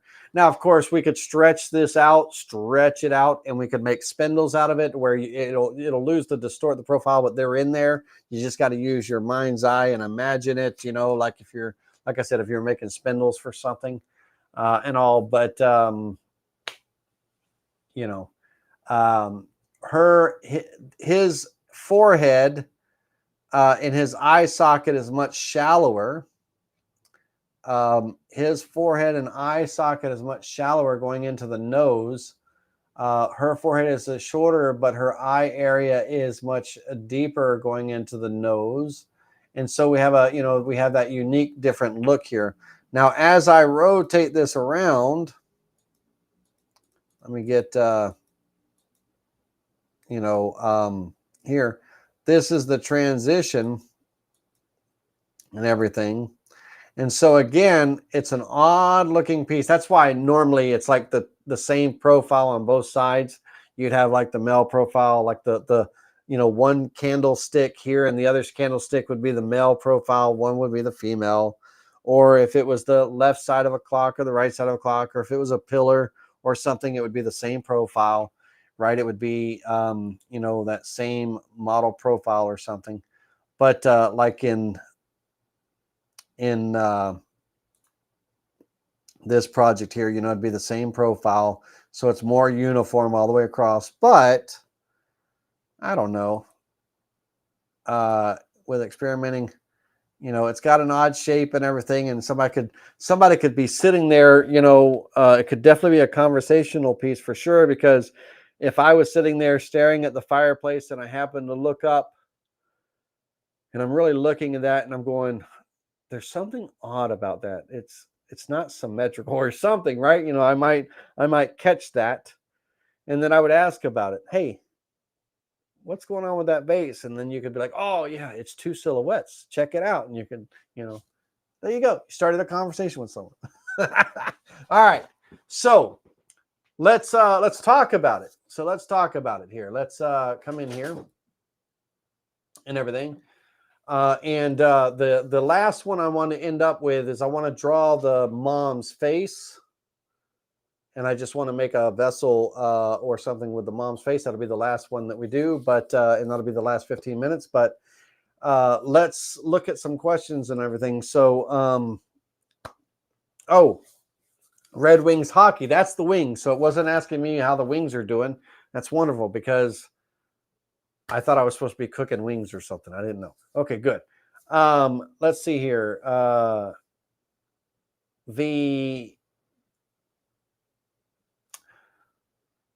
Could you see yourself making something like this, whether it be a flower vase or something like that? Could you see yourself making it?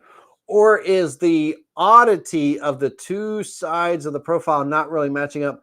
Is that too much that it would just drive you crazy? Like, no, I couldn't do that because it doesn't look right and it looks all funky and everything. It's like sculpting clay, right? Kind of thing. Let's go just really quickly over here and maximize this out. You can see those two profiles on that contrasting background here, right? You can see those there. Now, if I turn on the vectors,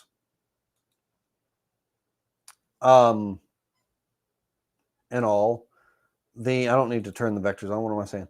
But you should be able to make out those profiles. Now that we've been talking about profiles all day, you should be able to make out those side profiles, that contrasting profile and everything. But some of you might not see the profiles, and all you see is that big old curve right here and that little old curve right there, and you just can't take your eyes off of it. You just can't take your eyes off of it. The nose, under the cleft of the nose and the lips, they come out almost about right. The lip areas and everything, not too much of a distortion there. In the chin area, not too much of a distortion there. But that forehead and eye socket, really kind of, that transition really kind of throws off. And sometimes you can't see it. You can't see what is it? You can't see the trees beyond the forest, or there's a term. You can't see the trees for the forest, or you can't see the something. But could you see yourself making that, or is the oddity too much and you're just like, no, I'll just make a left candlestick and a right candlestick. It'll be her and his, her profile and his profile. That way they're different, but they're different apart. You know what I mean? That kind of thing. Right. Hey, Blue Knight, how you doing, man? Yes, I did, Blue Knight. I got the building. I've got my CNCs and machines and everything into it. I work out of the building. It's not set up pretty yet, by any means. In the shop, it's not set up pretty, but it's one of these days during the winter time is when I am most active in the shop. The winter time is when I am most active in the shop, and because the summertime it's like an oven and it's just uncomfortable to work in there in Florida. I'm in Florida, and so there's no air conditioner in there yet. There's just a big old box fan and stuff. So now that the winter time is hitting and we're in fall and getting into the winter months, I'll be doing a lot more in the shop as far as setting up my tool cabinets and organizing things and stuff. So I'm actually looking forward to this winter to really start kind of getting my shop in shape. I mean, I've got the machine set up. I'm carving, I'm building things. I'm doing all the stuff that I need to do, but I don't really have a cool atmosphere yet, and organized. But yeah, Blue Knight, appreciate the question. But yeah, I got the shop. Can't see the forest for the trees. There you go. That's what I was looking for. But anyhow, so now this could be a wall sconce where it's mounted to, half of the profile is mounted to a plaque kind of thing, kind of situation, and, hold some flowers and all. And it could be wall art. Again, it could be his and hers, her profile, his profile, right? Or it could be just one with his and hers, on the side, like you're looking at on the screen right now, that kind of thing. Either or, right? It could be just, like I might have on the back of my couch, I might have these wall sconces, some beautiful art, but over here I might have a his and hers little wall sconce profile of their facial outline, or it could be my 2 kids, or it could be, you know, I don't have 2 kids, I got 1 kid, but it could be, you know, whatever, right? That kind of thing. So that's that. So, yep, you could do a fractal burn on it.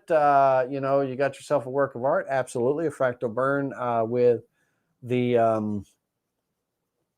oh, what's the tool? What's the method? It's a fractal burn, but what's the there's an actual term for that. It's dangerous, albeit, but it's fun. All right, I want to end this last 10 minutes.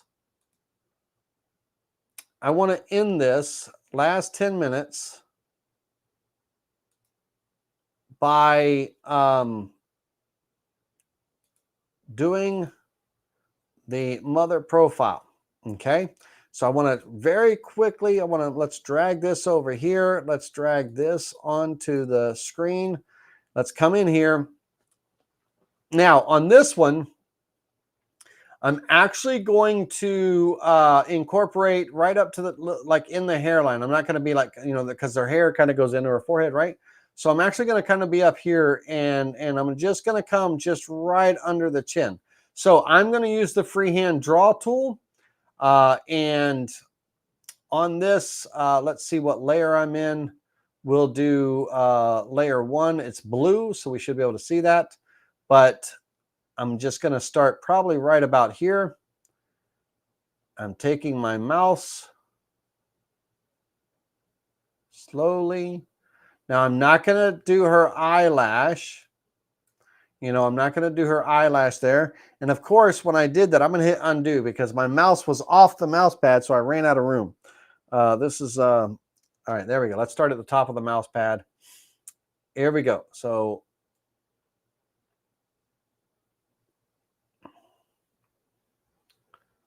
I'm going to come into the eye socket, and then we'll transition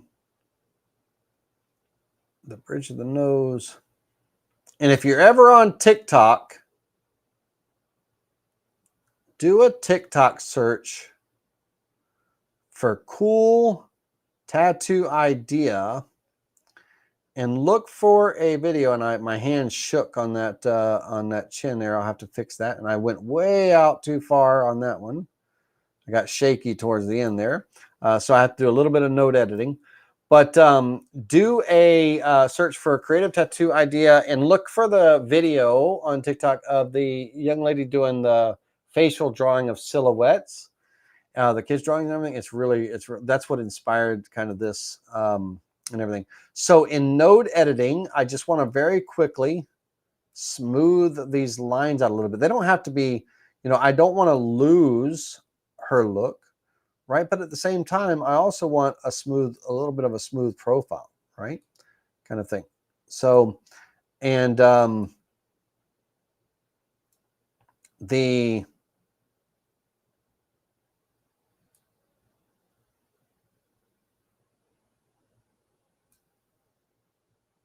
going to kind of define her eye socket a little bit, where just a little into that. Not too much. Going to come here, pull this up. I got a little shaky on that one. And again, now when you pull one anchor on this, it pulls them both. But right here, I want this to be a little bit smoother around. So I'm going to kind of settle this up, but I want to pull this up just a little bit here. Pull that up just a little. Hit undo.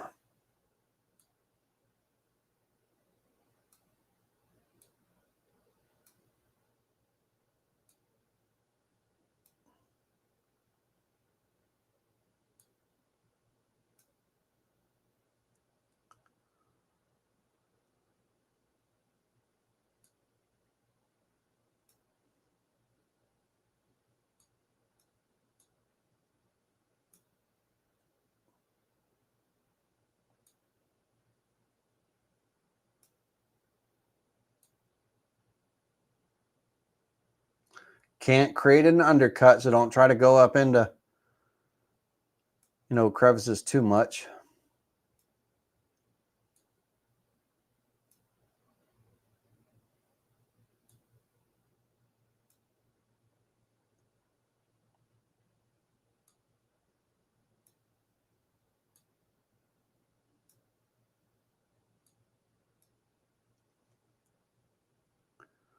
Almost there.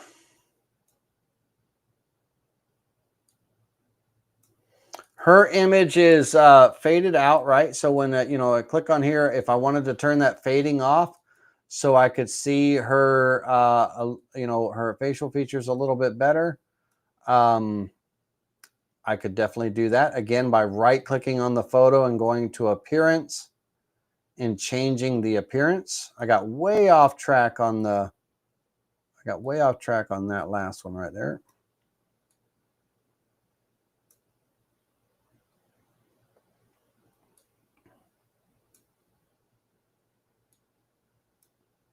Almost there.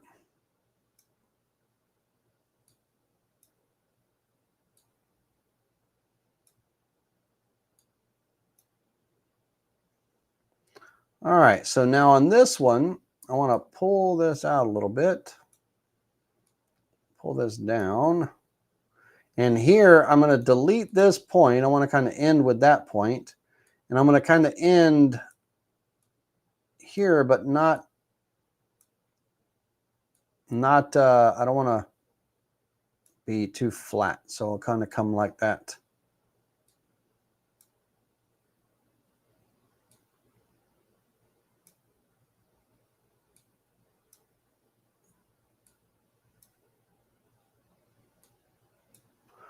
Okay.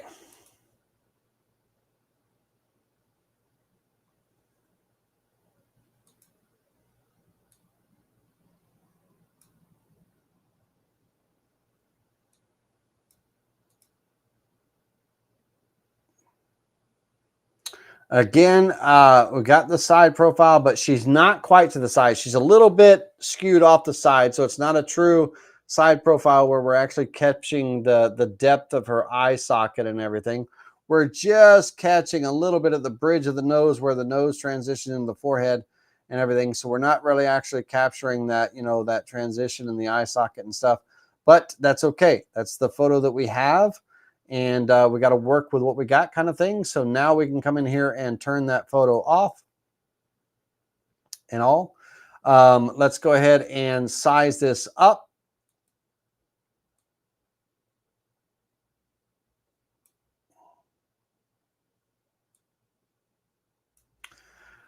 This is I'm going to do this as a wall sconce situation. So I'm going to come over here and on this, on the turn and sweep tool, if I were to just have this profile here and try to apply that, it's not going to give me a shape. I got to have kind of the top and the bottom, if you will, right? You can't just kind of end here. I got to kind of have that, somewhat of a top and a bottom. So to, on that, if I give myself a little leg here,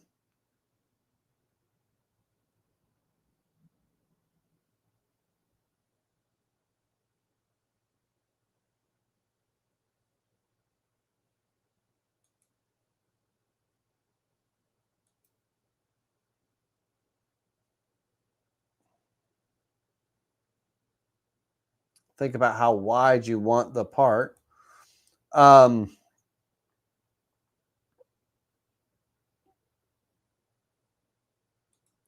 in here,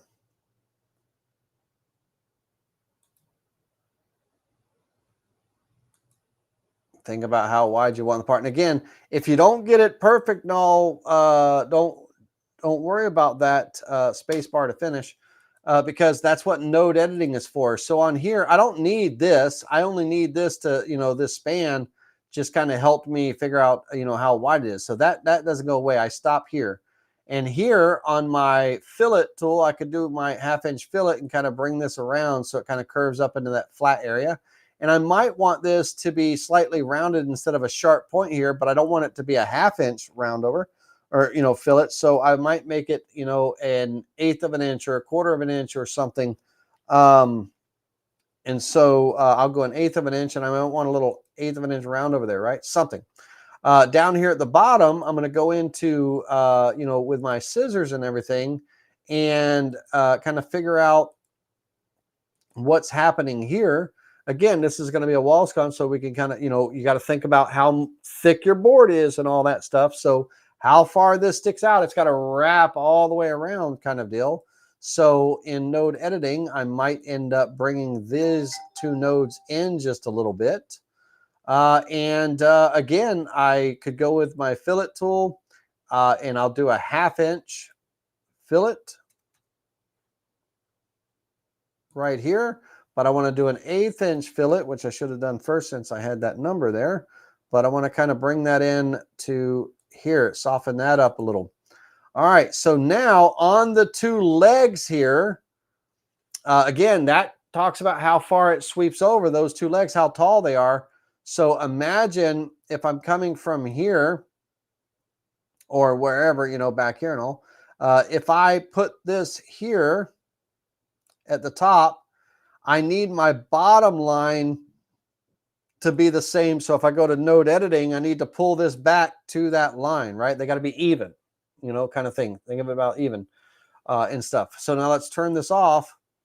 Let's take these three objects now, move them over somewhere like that. And right up here, I've got two things that don't come together. They're not joined. So if I go to the join tool, they're not joined. It's two separate vectors. So I need to join those. And that's a little bit of an undercut. It kind of goes up like that. So I want to go into fillet tool, and I'll just pop that bad boy right there. Good job. All right, let's take her to the turn and sweep tool. Come in here and select that. I think the mom face is going to make an elegant little profile there. Let's look at it in the 3D view. Yeah, really nice looking little sconce kind of deal. Let's drag this front and center.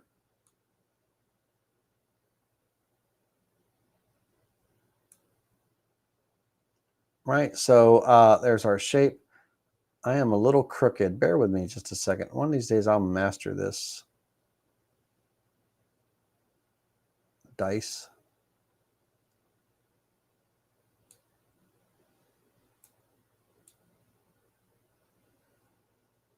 There we go. That'll be good enough. But so that would be her silhouette right there, right? So you can see that contrast. And if I take her profile and I back it off a little bit like that, and I go into the 3D view and I turn on the profiles, you can see that contrast between those lines. And let's go bigger, bigger, bigger. I didn't realize I was so small. Sorry, ladies and gentlemen. I did not realize I was so small. All I did was draw out her face with node editing. That's all I did, so you didn't miss anything. Sorry, go full screen. Thanks, John Thompson. He was screaming at me, go full screen. But all I did was draw out her profile. Let's go back to the 2D view. Sorry. All I did was draw out her profile, and I drew the rectangle connecting. Just the same thing we did in the other three projects here. But if I move that profile out a little bit, you can see that contrasting line right there, right?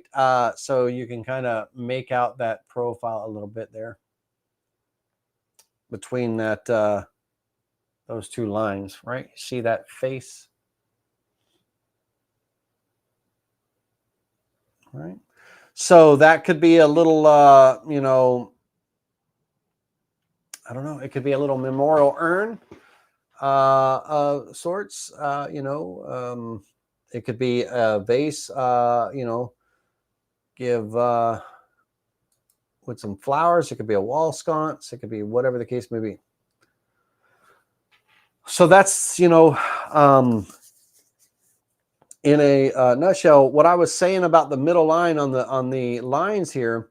Let me put this profile back. When let's turn off, let's delete this now that I'm full screen. On this top line and this bottom line, if I take this line here and I snap it to the top, they need to be even with each other, right? So let's do this.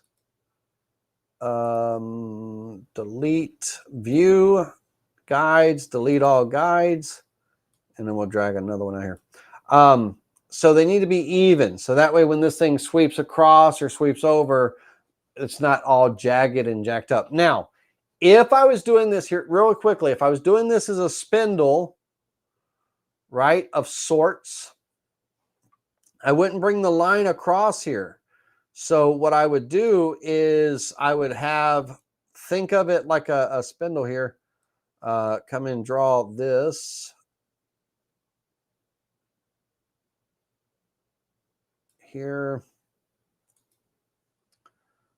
And node editing. I'll cut this in half right here, cut the vector. I'll delete this span right here, delete that. And on this half, let's go here. I will cut the vector. Well, let me move this first.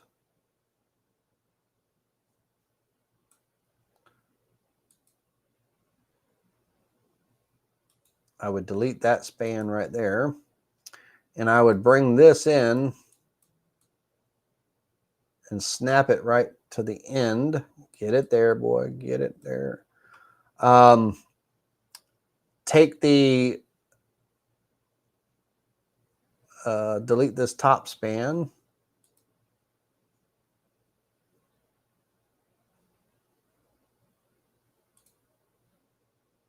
Trim that away, trim that away. And at the bottom here,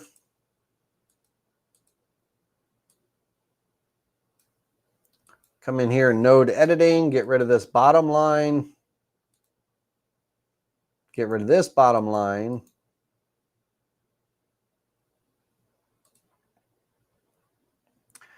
Take the scissors and trim that away. So I'd have this profile here. Now, in order for this to, if it was a column, in order for it to, properly, I would figure out how wide I want the, let me see if I got on my join tool really quickly. Okay, so I got an overlap right here I got to deal with.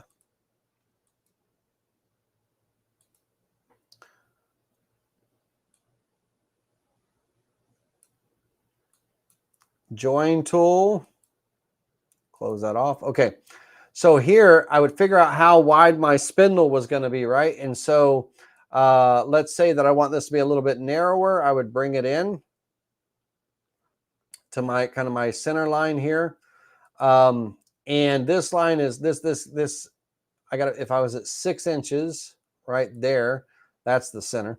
But let's say that, from the center, that's my span. I have to draw the line from this edge. I got to create those little feet, that leg. So I got to go from here to there, space bar to finish at the top. And from the bottom, from here to the center line, space bar to finish. I got to create that center. I have to have those two legs. Otherwise, it won't create it properly. Join those together as one vector. And then I could go in here with the 2-rail sweep tool, or the, spin and turn tool. 2-rail sweep too, I could do that as well. But I could apply that to create that little spindle, right? It could be a candlestick. It could be whatever. Can make it narrower and all, but it's still that, still that profile, right? Hollow the top of it out, or whatever the case may be. It would be, if I was doing all the way around, I would make it a 2-sided job. I could copy it to the other side. That would make, then I could carve half and half. But that is how we're going to end this, ladies and gentlemen.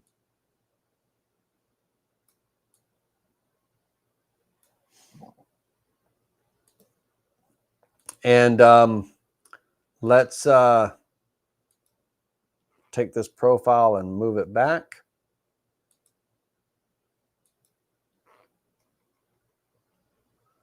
Just a little bit.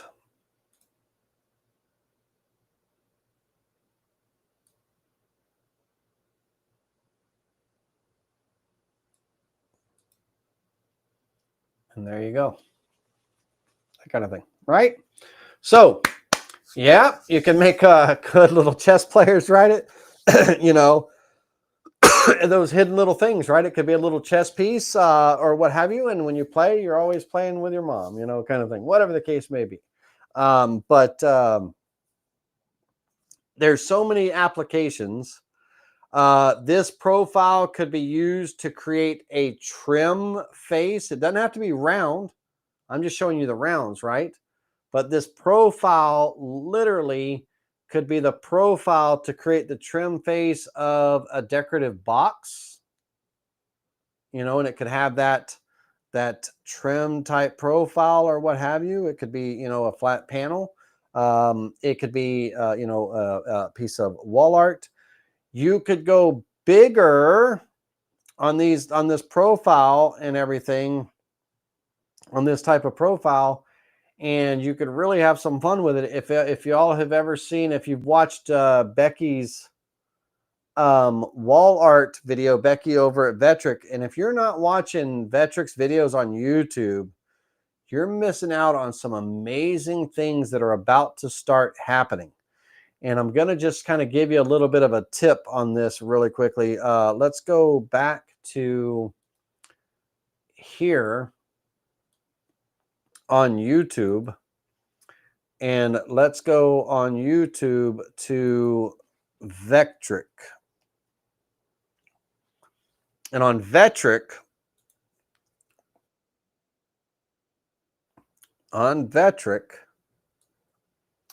these videos, they've got these beautiful masterclass videos from Becky and Ryan and everything. If there's a video that that you should watch on what's coming, you know, the amazing things that are coming, that one video is right here. Turning ideas into a relief model with AI. I taught a private class on this based off of Becky's video, and this right here is amazing. This video right here is amazing, and it's a game changer if you have desktop and pro and you've always wanted to be able to make your own 3D models and you didn't have Aspire and all. This is the video you want to watch. Turning ideas into relief models. It's amazing. It works beautifully. But also right after Becky taught this video or taught this class, it got such a great response and everything. In the new release, Vectric is making, instead of using the third-party program Sculpt OK and ChatGPT to make the model, they've made a new Vectric tool from Vectric that does the same thing, and it takes those features of Sculpt OK and ChatGPT and makes a model and all. So the new release that's about to come out and everything, or it might be its own standalone little program. I don't know. I just saw a video clip on it. Keep your eye on that because it's going to be a game changer if you own desktop and pro and you didn't, you know, you don't have Aspire and you can't make 3D models, but you always wanted to. You could do it right now for free. Watching this video and going to ChatGPT and Sculpt OK, free programs. You can make up to 20 models a month kind of thing. You should be watching that video. But up here in this 3D art illustration, this wall art, if you will, is you have to draw the cross sections and the profiles and all to create the wall art. Well, that profile and that method could be the profile of, you know, the faces and everything and all. And you might not see it very well, you know, and it looks cool, you know, from the front, but from the side you can see the profile. But you might be able to combine something like what she's teaching in this class with what, you know, we're talking about silhouettes here with the profiles.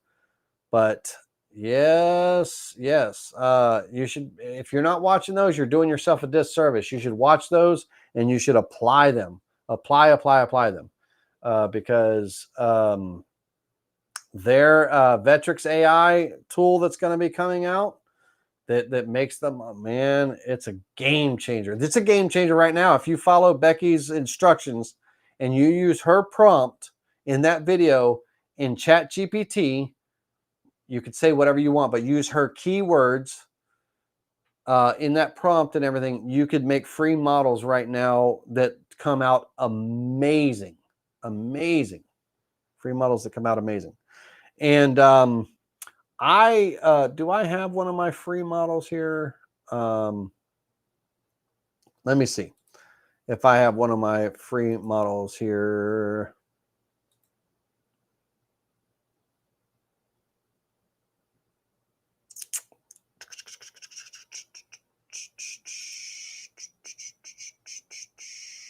Yeah. Okay. So I made that model just by saying in the prompt, create a picture of Santa Claus with a Highland cattle in the back of a red Christmas tree with a, you know, a country store in the background, literally talking about it. But I made that model, 3D model. I made that just by telling it to create Santa Claus and a Highland cow standing side by side in a country scene with snow drifts and a red truck in the background. I made that one. And all those images and models and everything came from verbally just typing out, following Becky's video, literally following Becky's video and telling ChatGPT what to make and using it in Sculpt OK for free. And I made this model right here. And that model, I made that picture. I didn't turn that one into a model. Yeah, amazing stuff. Watch that video and you could learn some really cool stuff. All right. So, ladies and gentlemen, we're 2 hours and 17 minutes in. We're going to be saying our goodbyes in just a minute, but let me see here. I had everybody yelling at me, go full screen. Lynchburg, real high voltage. Be careful. Lichtenberg. Be careful on that, but that Lichtenberg method is amazing. JR says, like the box from last night, doing a Lichtenberg and using a walnut burn on the sharp. Yeah. So we made a box last night in the private class. Really nice, elegant little box. And you could do a Lichtenberg burn on that. That would be cool. Let's see here. Put a light at the top for a wall sconce with a light, a lamp and a light. Absolutely, John Thompson. Great. That's awesome. And then upright, you could do a portrait. Absolutely. And if you were doing a spindle, you could put a profile on the top of another, but it would be one apart. Let me see here. If you were doing a spindle, this is from Blue Knight. If you were doing a spindle, could you put one profile on top of another? 100% yes. 100%. You could absolutely do that. What he's referring to is this. If you were doing a spindle and we had that, his and her profile. Let's go back over to where I have that his and her profile at kind of thing. Or, two profiles and everything. Let's close this tool. Let's take this bad boy right here. Rotate it sideways. Take her profile, rotate it sideways. And you could absolutely come in. Let's say that I wanted to transition right about there. Take the scissors, trim that. I could absolutely bring those. Oops, hold on a second. I could absolutely bring those two profiles together. Can you see that there?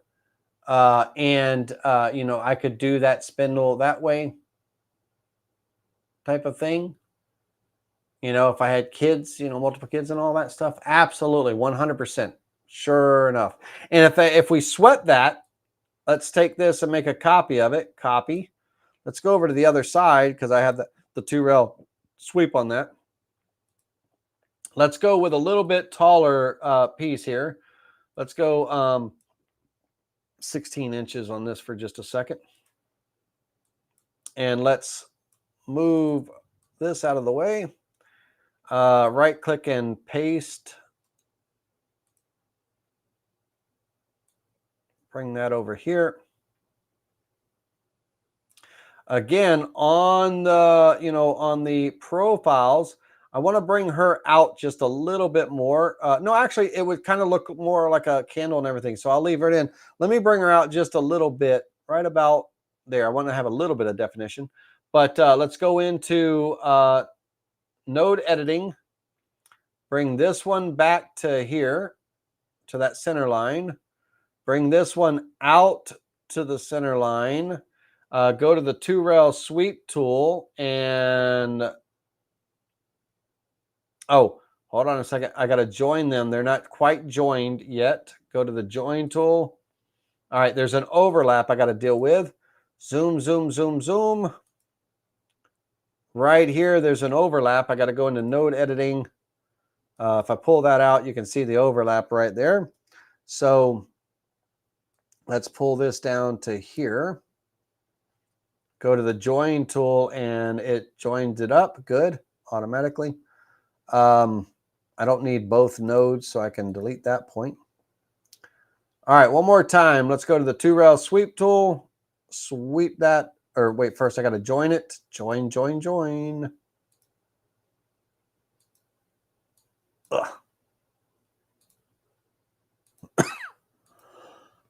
Excuse me. Now go to the 2-rail sweep tool. Or the turn and spin tool. Cool. And kind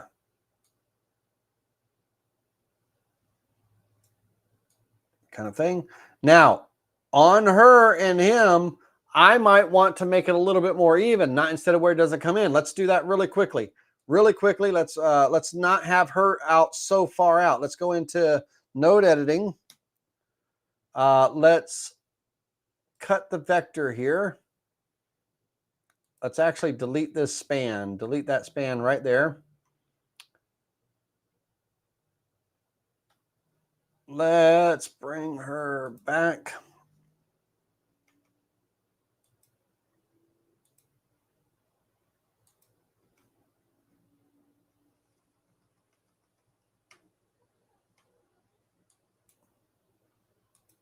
Join that.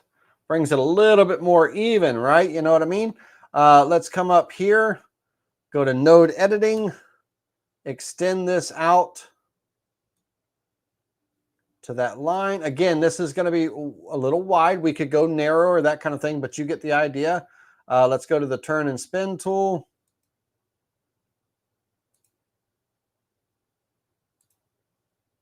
Right?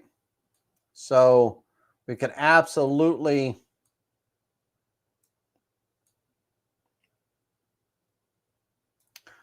create something like that. And if we go in here,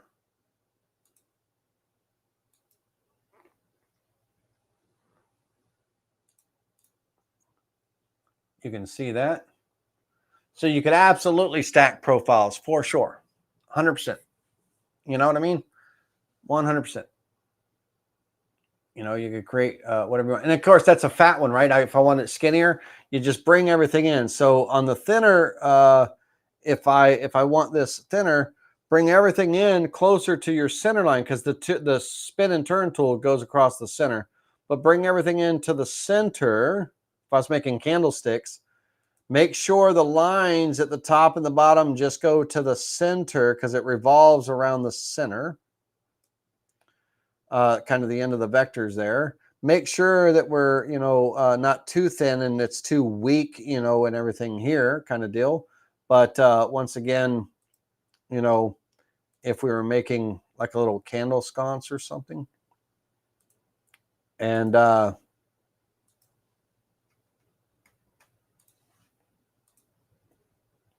yeah, you know what I mean? Could I do some cool stuff? Yeah, but yeah, you can absolutely stack profiles for sure. All right, let's see here. Thanks, Lane. Enjoyed the class. one or another, but the spindle is burl would be sweet. Cool. Yep. Thanks for your time. All right. Thanks, Jim. Thanks, everybody. Okay, ladies and gentlemen, y'all have a wonderful evening. We went 2 hours and 30 minutes, but next Friday at 8 o'clock, same time, same channel, we're going to be for the public class, and for you paid Spindle TV members, Thursday at 8 for your private class and all that stuff.